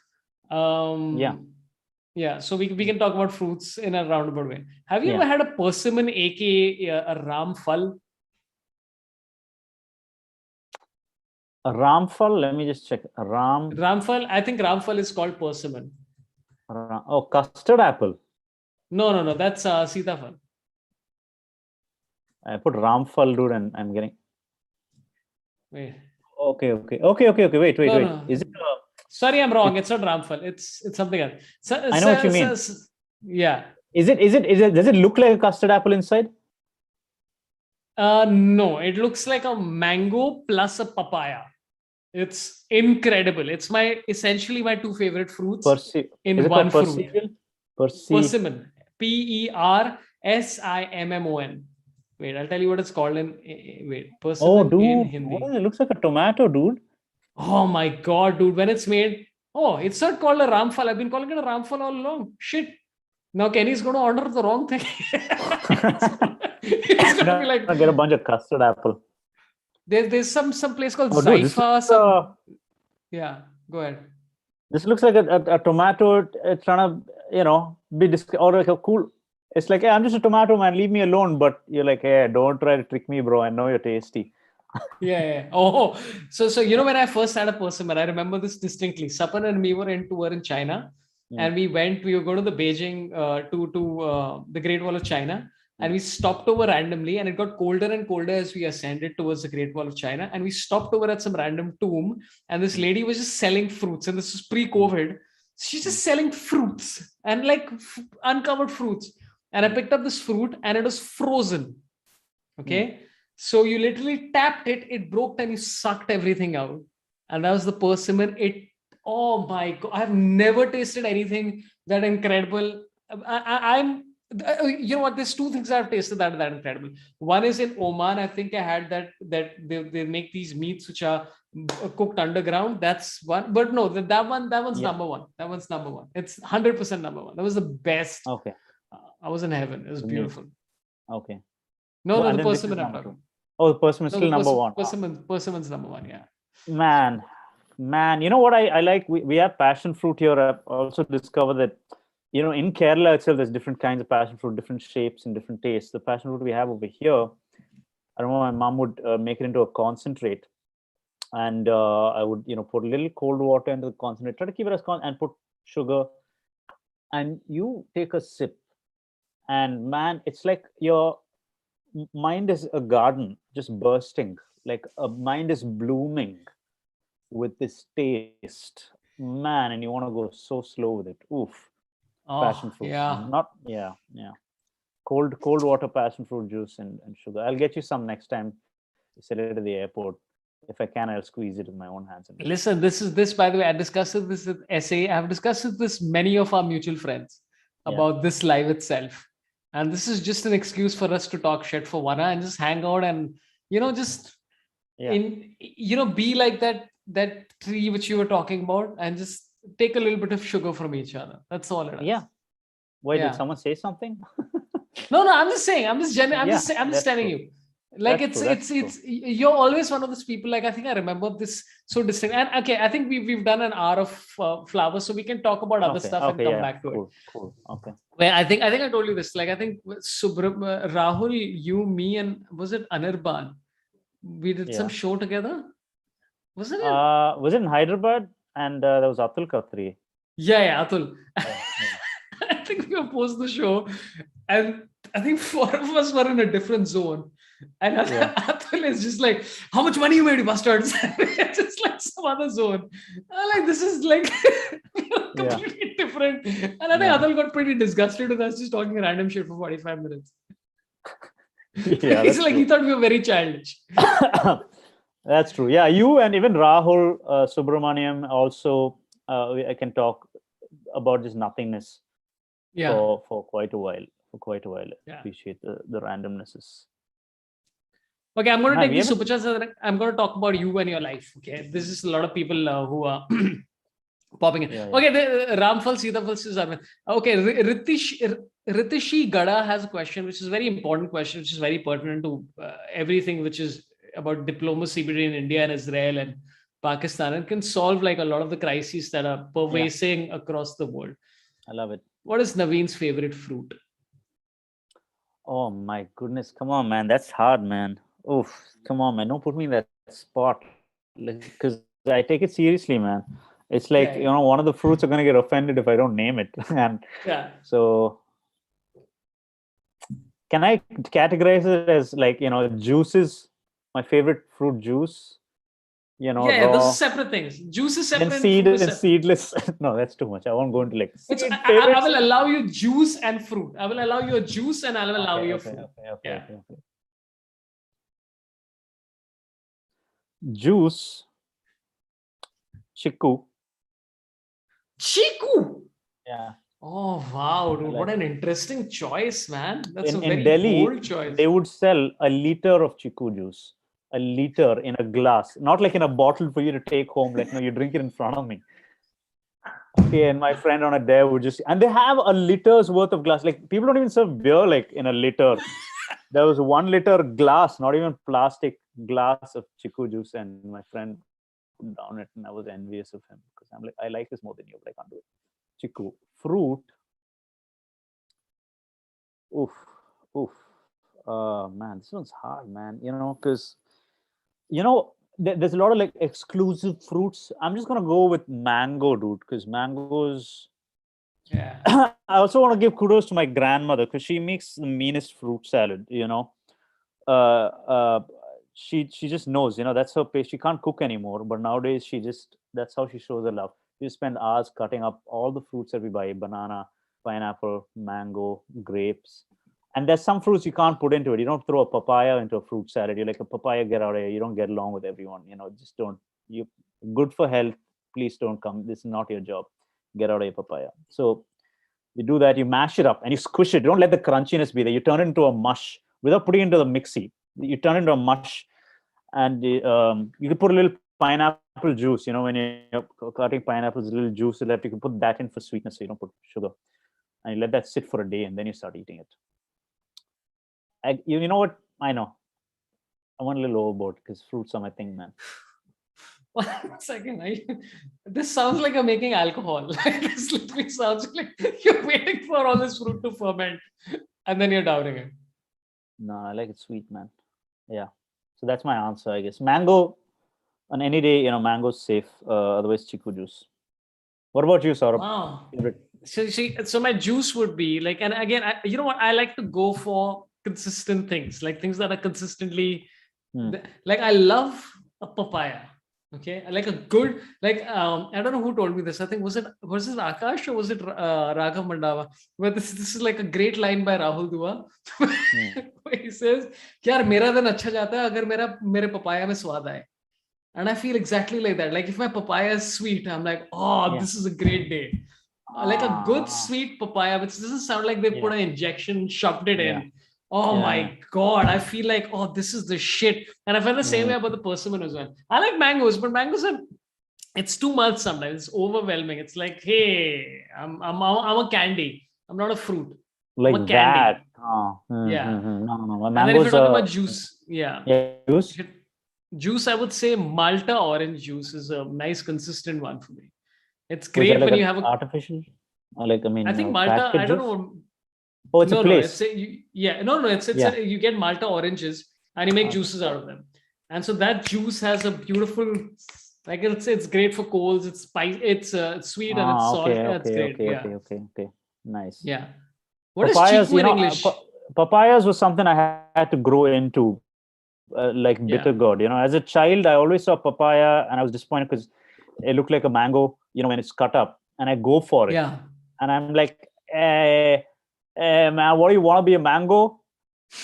Well, you want to be a mango? Get out of here, man, papaya. And as I grew up, I disappointed myself. My younger self would be disappointed at the fact that I like papayas now.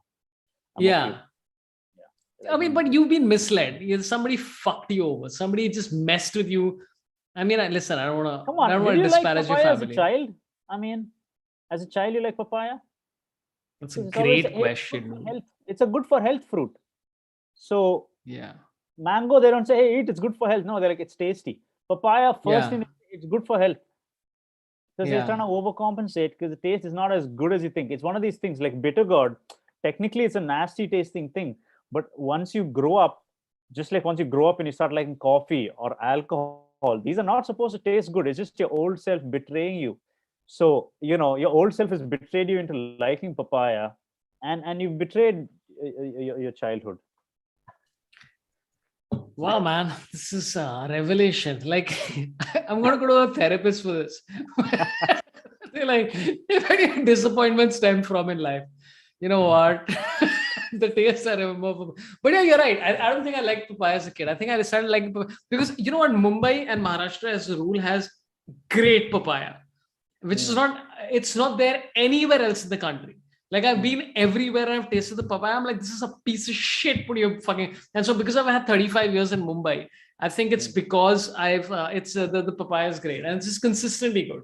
Oranges sometimes can betray you. Mangoes are roughly the same. yeah, Guavas, dude. Sometimes when a guava is good, it's great. Persimmon is okay. So I ordered a persimmon from Big Basket, which is all right. yeah, But then I ordered yeah. persimmon from one of these organic farm places called something with Z. You're And if you're chasing that. You're watching, chasing the taste. oh, dude, it was beautiful. And so I'm serious. I'm literally, you know what? Whenever this Z place, I'm gonna fucking find this place out, whichever Z, whatever the shit it is. I'm literally going to send like a kilo to you. And I've already told Kenny that I'm sending Oh you this man. persimmon whether you want it or no. Oh And I'm going to man. send it to you. I'm going to send it to Kenny. I'm going to send it to Akash Mehta because he sends me mangoes every year from his farm. Oh And man. I'm going to send it to my the lady who works in my house because she also got me mangoes from a farm, which I think is it counts for a lot, man. When people give you mangoes from their farm, I really like that. I Yeah, really when I go like to that. Bangalore, I take like just huge bunches of banana and and try to get rid of it. Not get rid of it, of Yeah. course. I give it with love, but we're trying to get rid of the banana bonanza we have going on here. But bananas don't travel well, No, I mean if which you is why take them they've never, unripe, I mean, not in which is one flight. of the reasons why they've not been Yeah. used in the javelin throw. No. They travel. If you use an unripe one, they go quite far, dude. 500, 600 meters and Oh, all. And then by the time they land, they yeah. ripen. Yeah, yeah. Can I tell you a fact about the javelin throw that I found out, which is very interesting? So, Yeah. Neeraj Chopra's coach is this guy who threw the javelin the furthest anybody's ever thrown, which is about 103 meters. Mm. And then they changed how the entire structure of the javelin, Okay. because they're like, we don't want you to throw it so far because there's a limit to how long we can make these fucking stadiums. Yeah. I mean, that's like if Neeraj Chopra threw it, like a spectator may have died. So, Yeah, yeah, yeah. and I'm like, that's so interesting. Where actually you're capable of Oh, throwing it really? Huh? way further than it is. But I thought that was very interesting. They just put like a flat surface at the end of the other javelin, like neutral. I don't know.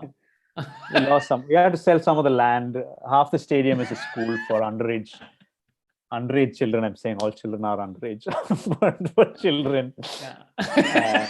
So we need to put a notebook at the end of the javelin before you throw it. I mean, I hate to make the cliche joke about overage children, but that's like Pakistan's under 19 cricket team. I mean, I hate to make this joke. Sometimes there's a joke in your head. Like, I don't know if this happens to you. It doesn't seem like it happens to you or like, I think a lot of you Bangalore comedians of it. You know what? Like, so one of my favorite things is to make the joke, which is the obvious joke, just because I know people will get irritated by it. Yeah, I know what you mean. I think it's a Bombay thing. Rahul Subramani loves to do it. Yeah. You love to do it. Actually, even Kenny loves yeah. to Oh, do Kenny it. loves to do it. Kenny loves to do it. He loves to do it, and I'm like, I try my best not to break out into even like an ironic smile. I want to give him this look of disapproval, and he'll keep going. He'll add it to like 3 add-on jokes, and then it breaks. He'll come in my face and like punch up the joke and all with worse jokes, and it gets me. Yeah. I mean, that would be great. That would be great. It's like that's a moment. Okay, I'm gonna take this and then I gotta talk about if you know what the height of the tallest ever flower was. Okay, and I'll give you the whole story about it. Okay, Neeraj Vashish says in Modern Family, they address the. Wow, I'm really way back on these chats, dude. People are like half an hour back. It's just in Modern Family, they address the age gap, but in SK movies, they try to portray him as the same age as the young girl, and that's why people point out. It's fair enough, but like, say, for example, in Radhe, I think he is supposed to be. Yeah, you're right. It's probably like mid-30s and she's like early 20s. ASM, thanks a lot for your super chat which you retracted. Neeraj Vashish says Rajni Gandha or Rat Rati, depending on color of stem. Holy shit, he's answered a question or what? About the tiny flower? Wait, let's check. Rajni Gandha flower. Rajnigandha flower, that's the name? Apparently. Okay. This might be close to what we're talking about. No, but this grows up too much. This is like on the. You're talking about the one on the grass, right? Which is like really tiny on the grass. And the petals are individual. Right. Are we thinking of like a flower that we've only seen in a photo or something like? No, I've seen this. I've seen this in reality. The petals are individual. They look like a compressed version of. Let's see if it's a daisy. Let me see what it is. So Rat Rani is night blooming jasmine, which somebody else also said is what it is. Yeah. But I you know what? I really appreciate all your efforts to try and help us out. You guys are very nice. I'm really enjoying this absolute nonsense. It's great. Rajat Shah says, yeah, can we talk about food? I'm hungry. How about edible flowers? My favorite, kevda. What is kevda? Do you know what kevda is? Yeah, it sounds like some Bombay word, dude. Kevda. Yeah, kevda sounds like a Bombay word. Chowda or what's that thing they give crispy snacks in the bar and all that in Chivda. Bombay? They give chivda. Chivda sounds like a bad word. Kevda is yeah. Muruku is chikna. Yeah. Okay. You have? You gonna get it? This is a family emergency. It might be a family emergency, or he just remembered that he has murku in his kitchen. Perhaps that's where he's at. Thank you guys for watching all this. Okay, here he is. He probably got. So I got low carb muruku. Okay, and then and wait, I gotta switch off my light so you can see what this is. Wait. Okay, that was glow in the dark murku. Wait 1 second. Can you see the nutrition facts of this? Yeah. Fuck it. I'll just read it out to you. What is it? I have a bit about nutrition. Okay, it's about serving size. So this is where it's interesting. Okay, with all of these snacks nowadays, where they have they'll say protein 9,000 grams. Yeah. If you have 1 ton. Yeah. It's okay, like I'm not planning to have a ton of this. And then they'll say calories is, if you have 100 grams, is 700. I'm like, this is actually quite nice. I quite enjoy this. This is low carb delights, low carb muruku. What is the deal with muruku? What is muruku? Is this from Kerala or is this from where? I think it's a Tamil Nadu thing. I don't know. I don't want to take credit for, but it seems like a Tamil Nadu thing because it's a very household made dish. And I think Tamil Nadu has the best murukus for sure. And that's all I know about it. It's good information. Okay. Protein. Kevda, just to clarify, kevda is essence is extracted from a tree known as Pandanus odoraticimus. It is used as flavoring agent, particularly sweet ones throughout the subcontinent, Sri Lanka, and much of Polynesia. I still don't know what that means. Absolutely. Right out of Wikipedia, buddy. Come on, you don't know that much. I don't know any of that. No, I mean, okay. Yeah. Okay, this is the last super chat. ASM says message deleted by Raghav Bhargav. Hey, tell me what he said. Oh yeah, how are you doing, man? Naveen, how's life treating you these days, man? What's happening with you? How are you doing? It's truly wonderful. It is truly wonderful and free. That's how life is lately. In the last one, I'm not saying I've never been, I've never been like cranky or something, but even in that crankiness, there is a freedom. It's wonderful. It's wonderful when you can see below the tip of the iceberg. That's where I'm at. So what is below the tip of the iceberg? Well, that's one. Yeah. Okay. Well, okay. Let's go with the iceberg metaphor. You could also look at it as see, I even mean, if you for a prefer, while, I mean, sorry to interrupt you, but if you prefer, we can go with a flower metaphor if that's something that you want to talk about. hmm. Well, I okay. mean, let's. Let's say you've been living inside a fly your whole life. Okay, you're a microbial a microbe living inside a flower, and you think, wow, this is life, dude. It's like, I think that movie Horton Hears a Who thing, right, Yeah, yeah, yeah. where they've just been living inside a flower, right, and they think that's their whole world. And but then you know that there's something more. There's got to be more to this world than this flower, because I feel like there's something more. And you try to get a zoomed out perspective. That's how I was living my life. I was like, this, people fight on Twitter, but can't they see how insignificant all the emotion they're putting into this Twitter fight is? So insignificant. If you can just look at it from space, you see how much energy you're expounding being angry, but just look at it from space and see how peaceful it is. You see how little damage you're doing, how little of a difference. So my whole thing was, how much can I zoom out and get a perspective on life to kind of, I don't know, maybe be chill, or find that philosophy, or like, what's the truth? How far can you zoom out and still make sense of life? And then one day I found that. I've talked to you about this before. And then one day I found the truth that is zoomed out, and I'm like, oh, there is something. So there is a world outside this flower that we've been living in, and so, and it's not a world that doesn't, even to connect the mitochondrial whatever cycle, whatever it is that we're talking about. I'm like, all of these things exist. um, so you realize, well, while you're insignificant, you also matter. And I know I'm being vague, and but basically, when you find, how it is, that's that line, when you find the truth will set you free. That's what I feel like. That's what I You, feel. my mom went through one near death experience once. Mm, Both my parents did. And she told me very interesting thing, which is I think it genuinely stuck to me for the rest of my life.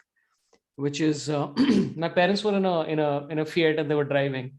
My mom mm, was driving, and a tanker essentially crashed on them.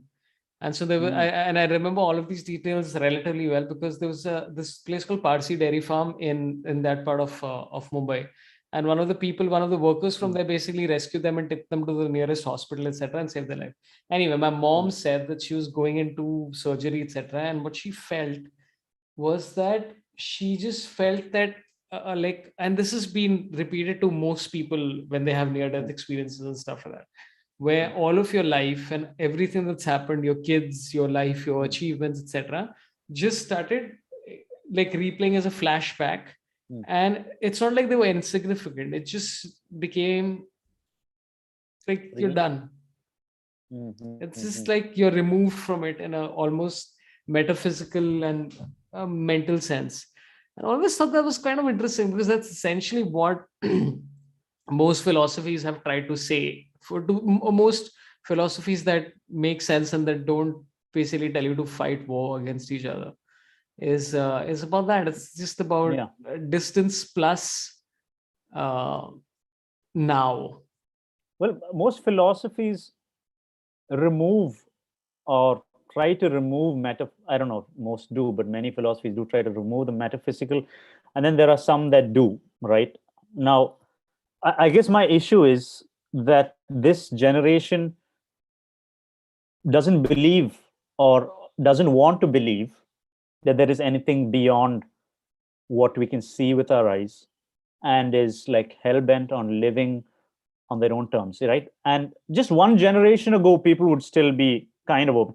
Well, of course, now people are going their own spiritual trips and all of that, but that's like what's taught in school and things like that, right? It's like, but I was keen. I'm like, I got to figure this out, and I used to read lots of philosophies like this, and a lot of philosophies, but most of them didn't stick. They stick on you for like a week, and then, but you don't. But that's what I'm really quite mad at this generation for, is like, hey, go look for it, till you find the one that sticks. um and yeah, find the one that sticks. I'm not saying that all of them are going to stick. It might just be one, but there is something more. And so and there's consequences to your actions, right? Well, you can call it karma or whatever it is, but I'm saying, but then start thinking about it. Start living like there's there's more to it than me. I mean, because we see coincidences, right? Have you ever seen like a little coincidence? Call it a miracle if you will. And you ever wondered, wow, how many of these before I realized that, well, there's something else going on? But people just want to ignore it because there's so many distractions in the world that they just ignore it. Like 10 great little coincidences, maybe three of them involved a close call. Imagine, like, all your life you come to close call where you almost died, and you go on living your life and incredible things happen and you help other people and all that stuff, and everybody forget about that close call. Like, man, if I died that moment, so many things, not for myself but other people's lives and all this. But people don't stop and think because the world is so distracting. And I say, hey, stop, leave everything behind, go for a long metaphorical walk and try to see how zoomed out you can get. And it'll free you. It's not going to make you lazy and it's not going to make you a hermit, but it will free you when you find out, well, without beating around the bush, that there is a god. Then it'll free you. That's basically it. I mean, I usually beat around the bush with these things and say philosophy and all. But when you find out and you meet God one day, and you meet him, you don't just be like, okay, there's God, I guess, so I'll just try to be a good guy. I guess I'll just try to be a good guy. But that's what happened to me, is that I met God one day. It's not like a Oh, near-death experience, but it was a beautiful experience. Met God wow, I man. guess, in my heart. I heard him, and it was. I knew it was that because from that moment on, it was just like I was running away from God. One day, God, it was like he bam hit me. I was just crying, and God was like, "Do you finally believe me, man? Do you finally trust me?" And I was like, "Yes." He said, "Will you ever doubt me again?" I was like, "No, I never will." But something happened to me after that moment, okay? And it only lasted a few seconds. But I couldn't see the world the same way again. And the only way I can describe it that's pop culture is like you're unplugged from the matrix. Hmm. You're still in the matrix, but but the world, the real world is not like some underground thing. The real world is something up there. So once you unplug the matrix, you're like, you see the world differently and you can't go back to it in a way. You could if lose, if you're like that guy in the matrix who's like, I don't want to know the matrix exists. The bad guy is like, I want to live in the matrix and live in my own denial, and this is my world. So it's like once you swallow that red pill, many people don't want to swallow the red pill because they're like, I'm comfortable here, dude. There's enough troubles in this world. Why do I want to go and find out more? And a lot of people can't handle this stuff on earth itself, but the red pill it's freeing. So you're in a good place right now. Like you are in a nice, detached, zoomed out place.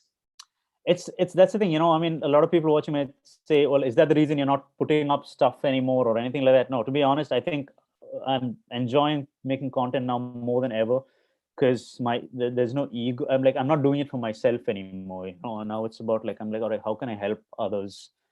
So if I have to do a brand, that I might be like, oh, is this cringy? But I'm like, maybe, but let's do this because it might just, more than myself, it might just help somebody else. And you stop caring about what other people think. We try our whole lives to stop caring about what other people think, but it's really hard. It's really hard. I couldn't do it on my own strength. You go for a while, and you might find a beautiful relationship and you think you lose yourself in that and you stop caring what other people think. But if that relationship goes away, you start again. But then once you meet God and you know who he is and you have a personal relationship with him, then you stop caring, but not in a bad way where you just go on like some rampage, but you become a lot more gentle. So then even the content that I'm making now, I find it much funnier than stuff I ever did. It's just that I do less of it because I don't feel that pressure to earn money all the time. Fortunately, even before I could always survive, I prefer taking the train over a plane. So even now I'm not afraid. I'm like, if this money goes away, I'm not afraid, because even before, to be honest, I like the simple life anyway. But I just didn't have the courage because I was like, hey, Oscar or nothing, man. I got to win an Oscar or nothing. Now I'm like, it's okay, man. It's okay. Let's just, yeah. Were you disappointed with anything that happened like career-wise? I mean, because I know that I Yeah. was. So I'm like, because like, so what happened? Like, was if you want to Ah, talk about it? yeah. Well, I know, man. So when I say this, when I tell people exactly what happened, a lot of people go, "Ah, well, good for you, man." Like as Hmm. if I was going through, a really depressive state. And here's the thing: I've been through one. I always thought I was immune to it. I was the kind of guy who would see people going through anxiety and depression and be like, "Come on, dude, just like pull up your socks and get on with it." I was that guy. I was Yeah. immune to it for the longest time, and I just couldn't empathize with it because I'm like, "Yo, man, life is awesome. There's so many great things to do. You go for a hike and this and that." One day, it hit me as well because this doubt of, I think I hadn't put up content for a long time. I was writing my last special, right? So I was like doing nothing. I was like, I'm going to cut out all other content. All I want to do is make a good special. So when you do nothing but write stand up for a long time, you stop putting out Instagram, and Pushpoli hadn't come out, and I was like, oh, I think I'm losing I might not sell tickets for my tour. Fears that are based on nothing. And I went into that place, and it only lasted a few, I don't know, weeks or months or something like that. But when I was in there, I was like, oh man, this is what people are talking about. And in one way, while I was aware that I would come out of it, because I was like, I've heard enough of these stories, and I'm like, I know this doesn't last. And in a way, I'm thankful that I'm experiencing this, because man, I feel really bad for not empathizing with the people who said they were going through it. I was like, man, I remember one day looking in the mirror, I'm like, "Mm, man, now you know what it's like." So I've been through that, but I came out of it, right? Because through miracles, my stand-up special, I got like this incredible venue where nobody else was able to get the dates. I got one date, I got another date to set up the place, and then I got another date, and people were clamoring. Even the guy who told me to check out the venue couldn't get a date in that venue. And another incredible things happened. I was like, man, how am I going to market my special? Oh, who's gonna? Oh man, I don't have the numbers to market my special, and this and that. And one morning I wake up and I get this idea for this Corona song, and my Instagram's been dead. And out of nowhere, while taking a bath, this Corona song comes up in my head. I go record it in 2 hours. The next day we shoot it. The next day we release it, and then fourth day it goes viral. And I'm like, whoa! And my Instagram shoots up. And then the next weekend they were like, hey man, Pushpavali is releasing something you worked on 1 year ago. So it goes spike, spike, and then they're like, hey man, there's this lockdown that's coming. The lockdown just got announced. Everyone's sitting at home and like doing nothing but watching online shows because they think it's going to last a week. And they're like, hey, your special's releasing now. So it's like spike, spike, lockdown, everyone sit at home. And now my special comes out. And I'm like, who's doing this? Who's doing this? Because this is the thing I was worried about, my marketing and all of that. So all these incredible things were happening. So I was like, well, I guess my life is so, I mean, because somebody's looking out for me. So I was in a good place. I was like, great, I think life's going to be okay. And I was very happy. It just, uh, so I was in a happy place, man. But I guess, well, the rest of the story is a bit long, but basically, I was guilt tripped into reading the Bible by my mom one day. She was like, "Come on, just read the Bible, man." And I was like, "Come on, mom, you've been telling me this 20 years. I'm beyond this. We know, Christianity and religion, it causes wars and all of this stuff. And I know better than this. It just wasn't going through my skull. I was too hard-hearted.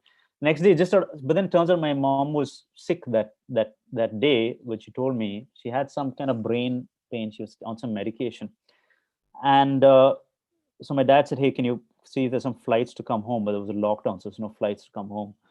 So the next day, out of guilt, I was like, "I just pick up the Bible and read it." I'm like, at least let me appease my mother this way. And within a few pages, I was convicted, in the sense of something told me, hey man, you might be in trouble for the way you've been living your life. You might be in trouble. Okay. Now the thing is, few weeks prior to this, I was reading this book. An uncle of mine was sending me notes that he was writing. It was an uncle I used to talk about investments with, and he started sending me notes that he was writing on this last book of the Bible called the Book of Revelation. And this book is full of prophecies and stuff like that. Okay, about what's going to happen at the end of the world and things like that. So I'm just reading this for fun because he's sending it to me. And there's some stuff he's sending me. It starts sounding a bit like eerie. Like I was like, wait, this is kind of weird. Send me stuff about, let's say these conspiracy theories and things like that, right? I'm like, well, this conspiracy theory is kind of like lining up with what the Bible said would kind of happen, dude. It's kind of weird, dude. I'm reading it for fun. So now when I read the Bible out of guilt and it says, hey, man, you might be in trouble, I'm like, wait, if that stuff was true about like the theories and all, then Bible, then am I actually in trouble? So I freaked out. And then, but a few days later, I mean, I don't know. Stop me if you want to. I mean, but it No, builds up. man, go ahead. Okay, so well, that night I actually called a friend of mine who said, he said he's a Christian. He said he believes in Jesus, right? And he said it around a room full of comedians. He just said it. He was the nicest guy you ever met. He's a celebrity as well, and he just said, "Yeah, man, I met Jesus one day and he changed my life." And I was just like, and everyone just looked away like he was crazy. And I'm just like, wait a minute. Up to this point, this guy, everybody loved this guy, and now he said this extremely glaring thing. Now, either he's crazy or he's right, right? And he said the same story around another bunch of comedians who are the most like skeptical people. I'm like, yeah, you take some guts to say this kind of stuff and move on, and people still. Again, he said that story, right? This is 2 years before. So when I read the Bible, I was like, oh, who do I talk to about this, right? So I called him that night, all freaked out, and he just kind of said something. He told me about his relationship with God. He was like, yeah, man, I mean, like, God is awesome, and yeah, man, and like, I talked to Jesus and this and that. He said it to me in such a way. It was so weird that it was like my whole house was empty. Kenny was out of the home. It was like the whole house is just to myself, and I'm just like, somehow, for some reason, I'm like, I want this. I don't know what you're talking about, but I want this. Okay, and it leads up to this moment. 2 days later, I was like, all right, mom, all right, start. Let me give this thing a try. Okay, so she said, download this app. It's this Bible app. All right, and I downloaded this app called the U version Bible app. All right, and I downloaded two Bible apps. I deleted one. I kept the other one, and I was like, maybe I'll eventually read it. Okay, that afternoon, I was just pondering. It was in the afternoon, like 2 or 3 or something, midday. And I'm not a guy who cries a lot. I've cried at the end of Mrs. Doubtfire once when I was much older. Actually, I'm sorry for the when Robin Williams was fighting for the rights of his kid, and when I was much older, I realized the significance of that scene. I cried a bit there. I cried at Planet Earth when these walruses go up the mountain and then they can't see, and they bad eyesight and they fall off and they roll off the cliff and die. That made me cry. So I was lying on my bed and I was contemplating. I was like, man, you know what? If this thing about God and all is true, I'll have to make some changes to my life. I've been living my life the way I want, and I'm like, I'm gonna have to make some changes, some sacrifices, and it's gonna hurt. It's gonna hurt. And I was crying. I was like, God, why does it hurt so much? If this like getting to know you is gonna be good, why does it hurt? Because I need to know. I feel crazy right now. So please talk to me or something. Because you better let me know that you're there. Now, the Bible is too far away. I was so drained from like, crying. Like I was like, like that. I don't know. And it is really, I mean, again, I'm telling you, I don't cry that much. So I don't even know how I was crying in the middle of the afternoon. And the Bible was so far away, I couldn't reach for it. I was just so drained. And I was like, oh, this phone is there. Maybe I'll start reading on that app that I downloaded. I was crying. I opened the app and there's this verse. Every day there's a verse of the day, okay? And it's never the same verse the same day from all the days I've opened it. It's always a different verse every day. And as I was crying, I opened it, and the verse of the day. First time I'm opening the app, the verse of the day was from Revelation, which is the same book that I'd been reading all these weeks. From Revelation, the verse was, "And he shall wipe away all their tears and make everything new again." Okay, this is me when I'm crying. Again, it says, "And he shall wipe away all their tears." At that moment, it hit me like a truck that all these coincidences and miracles and all these good things that have happened to me, and I didn't know why, this grace in my life that I was noticing in my life and other people were noticing, or what, I don't know. I knew who was responsible. I was like, yeah, it's the universe, it's a good luck, man. And then I was on my bed and I came down on the ground, and I thought I was crying before, but this wave of joy and guilt hit me so hard in the face. Like, I was happy and I was also guilty. I was guilty because I was like, man, this is the God that I hurt and like blasphemed, and I have jokes about him in my stand-up set, but this is the God that's been helping me all along. And it hit me. But at the same time, I was so happy that I finally found out this thing that I'd been seeking in all these books and philosophies. And then that's when I heard him, not audibly. Okay, I didn't know. No, nobody explained that this is what happens. But I heard him somewhere between my heart and my mind and my ears, so somewhere here. And it was like, "Do you finally believe me?" And I said, "Yes." He said, "Will you ever doubt me again?" And I said, "No, I never will." And then I asked him one or two other questions, but that's when I knew. That's when, I mean, and then then the miracles, man, compounded. They compounded like you wouldn't believe. I had to keep a notebook of the things that I began to see, miracles, and then the things that were happening in my life, the places I was being taken to, um, where he was just like, "Yep, still me. It's still me." Yeah. So once you get that zoomed out perspective and you have the relationship with God, like, I'm taken care of, man. Taken care of. That's good, man. You're in a good place. Yeah. Yeah, I'm in a good place. Yeah. No, I mean, I'm serious because like I literally, it's so strange that we're having this chat because I've been speaking to, like, I think I mentioned this to another comedian friend of mine. When I was about 23, 24, I was genuinely jobless and absolutely pointless, hopelessless, everything. I remember reading a book which is called Autobiography of a Yogi, which is by Paramahansa Yogananda. Oh yeah. And Kind it of was, yeah. it's so interesting because it connects to a story which is I don't know how far this is true or if it's just a whatever, but it seems to resonate very interestingly. Which is that one lady went up to the Dalai Lama, a lady from the US, and she said, "Hey, I want to convert to Buddhism." Again, I don't know if this story is true. And he said, "No, please do a little bit of research about Christianity because that's the religion you're closest to, and that's the one you've grown up to." So I've always had a very sort of like that kind of opinion about it. I think it's like about whatever resonates with you, and whichever God or whatever sort of works for Yeah. you. Well, I That's mean, probably your there's truth, and that's many. probably I know, but that's probably it. But I'd say, hey, go and walk, but don't live in ignorance of the fact that there is such a thing as your spirit, and you have to be very careful what you do to it. And one of the things that really I feel a burden for is, and I guess I've stopped cussing and or whatever it is. It's not because I'm like, oh, I'm a holy saint now, because I'm like, no, man. I mean, once you realize that there is such a thing as, whether you can call it your consciousness or your spirit, and I don't want to sound like a whatever again, but then you're like, I want to be careful with this. I want to be careful with what goes in, um, and things like that, because but yeah, but the thing about truth is, if everyone is right, then what is truth? What is truth? There's got to be one truth, and I'd say, make sure, you better be sure. Like, I'm sure, and I'm not going to beat around the bush and say, yes, it can be anything. I'm like, no, I'm sure, because yeah, I'm sure.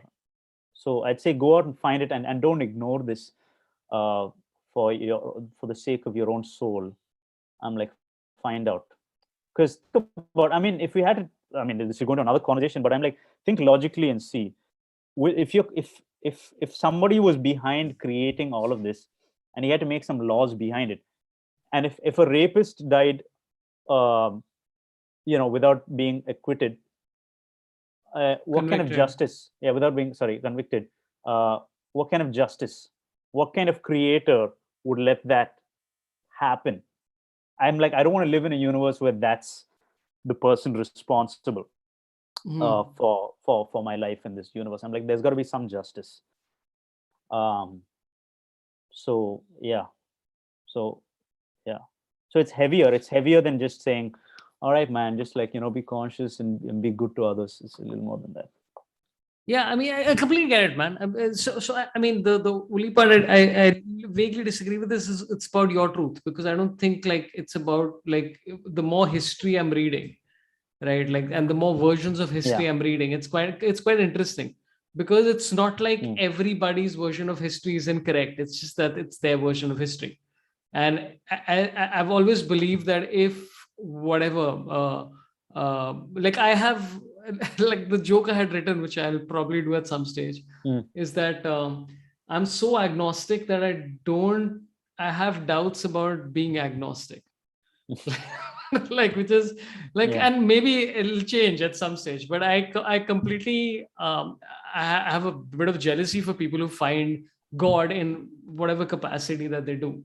And that includes people who are like close to me, etc., etc. So I mean, yeah, whatever, like, whatever is your I guess, as long as no. So that okay. So what about? I know this is very violent of me to say. You know, when you okay, let's say you know the truth, and someone's always going to be like, how do you know that's true? Okay, but let's say you know a fact. Let's say you've gone to a room and you've seen something and you've come out. Okay, and now people outside are like trying to guess what's inside.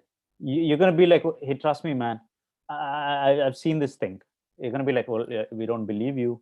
We don't believe you. And I might have seen something else. And this is what people have told me. Now, let's say that the truth that you've seen has consequences, or like the truth that let's say you found a treasure and you're like, hey guys, there's this treasure up here. We're like, no, we saw something over here. No, but I saw it. Just trust me. Come up over here. I'm telling you guys, it's like unlimited. And people are like, man, listen, man, that's your path. That's your truth. I'm like, I know how it seems. But can you trust me? Because what do I get out of this? What do I get out of putting myself out there? Because this is what I think. I'm like, when I say these things, I'm completely aware that either I must come off as crazy or that there's something to it. Now, if I'm crazy, then you know what? Everybody go back to living their lives the same way that they were. But if there is even a 5% chance that what I'm saying is true, then hey, I'm like, I don't know, walk that. Because if there's a 5% chance of you finding out whether you're going to win the lottery over here, you'd at least glance. You know, if there's a 5% chance that there's a truck coming down your way, you'd at least glance. So, yeah.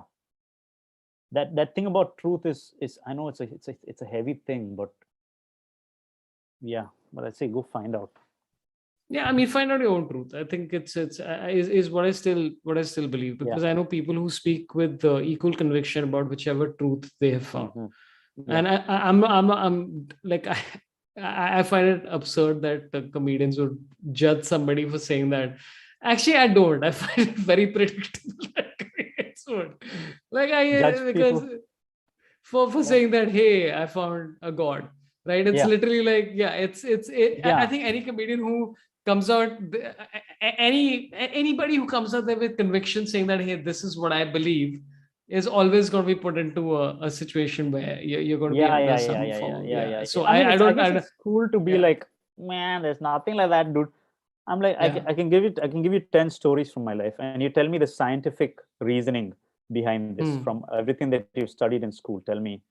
So I'm like, okay, at least admit that there's more to this world than what you're going and saying on stage, and you know, acting like you know all about. You know, at least that much.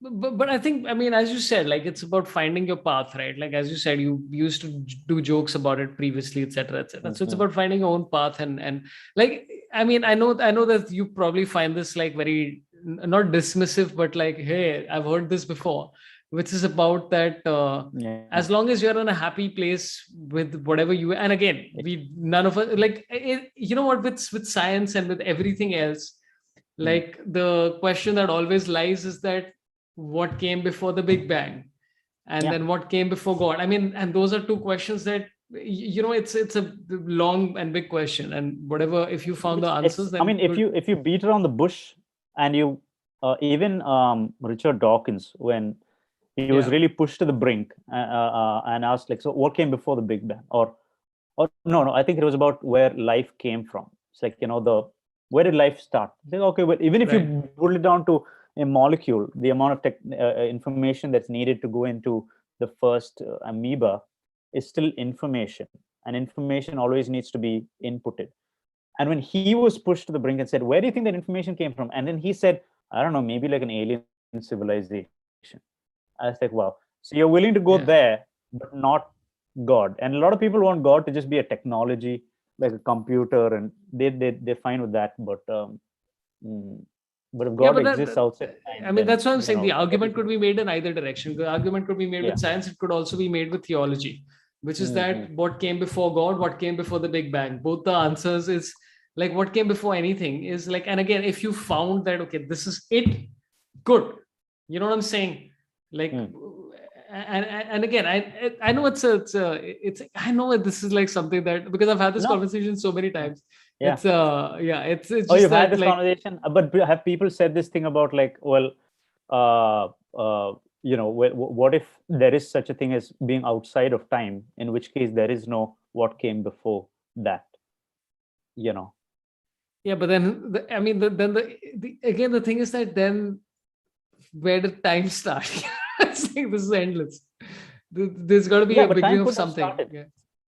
There is a beginning of time. There could be an end of time. Yeah. And there could be something outside of it. I mean, I guess it's just, what bothers me is the cockiness with which people stand by a theory. And I'm like, hey, please remember that there's the word theory next to it. And let's not define it like it's the fact of gravity, and we take it for granted. And so I'm just mad at like, teachers who lie to me that camel's hump is filled with water or it was filled with fat. What is filled with water? Camel's hump. It's not filled with water, it's filled with fat. Yeah. And all these other scientific things that we take for granted. This is as we said, this is the exclusive show about flowers. Exactly.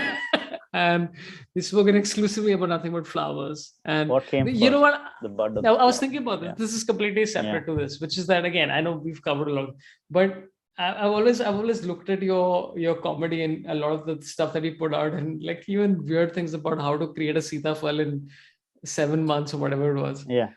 And I was thought to myself, I'm like, one of these videos is going to explode, and then the rest are going to follow. Because it's so dumb, and it's so like it's so like I watched, like I was like, hey, because I think you had them boxer shots and you started on separate, which is Naveen Richard. And I'm like, what's it? Because why do these have such less views? And I'm like, this doesn't make sense, because it's one of these is gonna explode. It's gonna be that. I've always felt that way about you. I felt that way about you and a bunch of other people. I won't name them. That's what I tell people too. I tell people too who were disappointed with the views initially. I'm like, just wait for that one to explode. Yeah. Thanks. Okay. Yeah, so we have a lot of stuff popping in, which is the super chats must be going crazy. Balu 2704 says, your favorite conspiracy theorist here, China equals to credit, not blame. Oh yeah, that's the guy. I was doing the show called The Expert where I was talking about all sorts of stuff, and this guy called Balu came and he said that China will take credit for COVID as opposed to take the blame. That was his theory, not mine. I'm just saying, do with that what you will. You don't need to espouse on that anymore. I don't know. I won't be surprised by these things. Mr. Jack Oldman says, the irony of this does not escape me. The channel is called Wake Up with Sorabh. I love Naveen's comedy, both sketches and stand-up. Also, I'm seeing shades of Jim Carrey in him right now. Wow. I know, because Jim Carrey went all like this at a certain point. I know Jim Carrey. But I listen to him and I'm like, almost there. But I know what you mean. There's actually a surprising, I don't know who I was discussing this. I think maybe Akash, which is about Norm Macdonald, right? Who still happens to be one of my favorite comedians, right? And Norm Macdonald said in this thing where I think he was on a path, and somebody said, hey, are you a Christian? He's like, I think I'm more on the path to Judaism right now. Like, what an interesting POV. But he's going through and he's trying to read all the books. And I'm like, that's full credit to the guy, right? To read all of it. It's very interesting. Balu too said, and also by the way, Jim Carrey said that he used to be a janitor, and that he used to work in a place where I think apparently people used to work, they used to shit in the sinks and he had to clean it and all that stuff with his family. So I mean, I don't know if you've done that with your family ever, but that's I've been in a boarding school where they poop outside of the toilet. I don't know how they missed, but there's the poop, there's the toilet bowl and they poop outside of it. Yeah, I mean, that's why India had a tough time in archery this year. Okay, Balu 2704 says, have Abhijit Chavda on your podcast. I am quality man. Yeah, I'm going through his videos. I will definitely figure that out. 1 sec. Yeah. Okay, I'll take 2 super chats and then we'll end this this live. ASM says Naveen inspired me to have faith in God. Last year would have been a goner if I hadn't. Grateful to God for Naveen.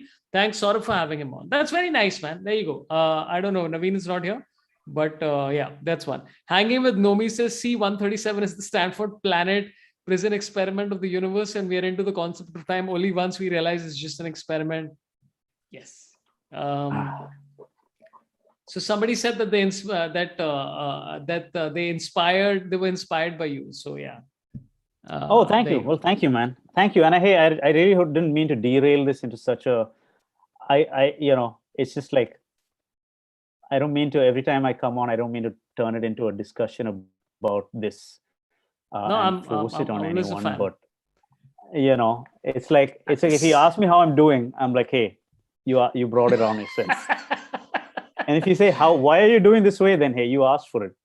Yeah. Hey, what's the date today, Naveen? 1 second. Let me give me 30 minutes, okay? If you ask me, even the last podcast that we did with Kenny and Sumuki, I told myself, I'm like, Naveen, don't. And you said, and you asked everyone how they were doing. And then you asked, Naveen, how are you doing? And I said, listen, man, don't, let's not go. And then there was some Wi-Fi disconnect. And I was like, okay, good. I don't have to go there. Again, you said, how are you doing? And I'm like, now I have to tell the truth. Yeah. Great. This is the last one. Balu2704 says quantum physics is made up. It's all made up. Sure. Oh man. You know what? The world is interesting. Is all I'm going to say. It's so interesting. It's very fascinating. Spend time. Don't spend time on your iPad. Spend time with yourself. Yeah. And with flowers. Flowers are the future. And still, somebody needs to tell us who made this flower. Who made it? I'm going to say some form of evolution. Yeah. But whatever. That's your truth. That's man. Okay. That's your truth, I guess. You come to the green room and I will laugh at you. Oh, man. Yeah, I find that so absurd, man. I'm like, it's so interesting to me how curiosity in the world and other human beings and all of this stuff is something that, I don't know. I find all of it. Anyway, Naveen, what do you, is there anything coming up? Is there anything you'd like to talk about? Before? To promote anything that I'm doing? No, man, I'm not doing any public shows. I'm not doing anything right now. I am just chilling. So come chill with me from wherever you are. That's about awesome. Go through Naveen's YouTube. I'll put it in the description. And Param Dongre says, will Naveen become a philosophical comic? No, I'll keep my comedy separate, but I will talk. Yeah. But you know what? I know a lot of people who saw Johnny Lever's last special and they were like, it's a bit of both, which I was like, that's interesting. That's a good zone to find. It's quite interesting. I missed that show. I haven't seen it. Yeah. Mm-hmm. Anyway, I have nothing really coming up. I'll schedule. I think a lot of people voted on whether they want comedians or they want a cricket-based podcast, and they said comedians hang. So I think it's going to be comedians on Saturday. I'll figure out the lineup. Awesome. Yeah, Sunday I can't do anything because I am going to Gurgaon to do a show on Independence Day at AIRIA Mall. Tickets are stupidly cheap right now. Like they're paying me a fixed fee. So it's not like I'm making money from this. So just come. They just want you to come to the mall and check it out during That's like Bata prices. You go to Bata like 99. Yeah, for chappals. Please go for it. Yeah, go for it. I'm worth less than a chappal. So please come and check out my chappal-based jokes. And subscribe to the channel. Again, we've had a lot of interesting conversations, including tonight. This was a sleep up with Sorabh exclusively about flowers. Naveen Richard, my friend, a pleasure to always consume your mind. Thank you for having me. Thank you for allowing me to ramble on and for your patience. My good friend, Sorabh. Listen, I had Parupali Kashyap pop in a couple of days back, and he was ranting about the Olympics and the state of everything. And people were like, "Hey, why didn't you stop it?" And I'm like, "Just why can't people listen a little bit? Like unless somebody's saying that, hey, XYZ religion sucks or XYZ people are whatever, I can listen to you, right?" What's the you don't come to my channel and offend everybody else. You start your own channel and you offend. Yeah. You know? Yeah. If you want to offend people, start your own channel. If you want to just talk about your journey and your experiences and whatever, I'm always happy to talk to you. That's about it. Naveen, it was a pleasure, my friend. Thanks a lot for tuning in. Please do subscribe, everybody. Love you all. Marry me. Good night instead of good morning for a change. Bye-bye, everybody. See you all. Ending the meeting now.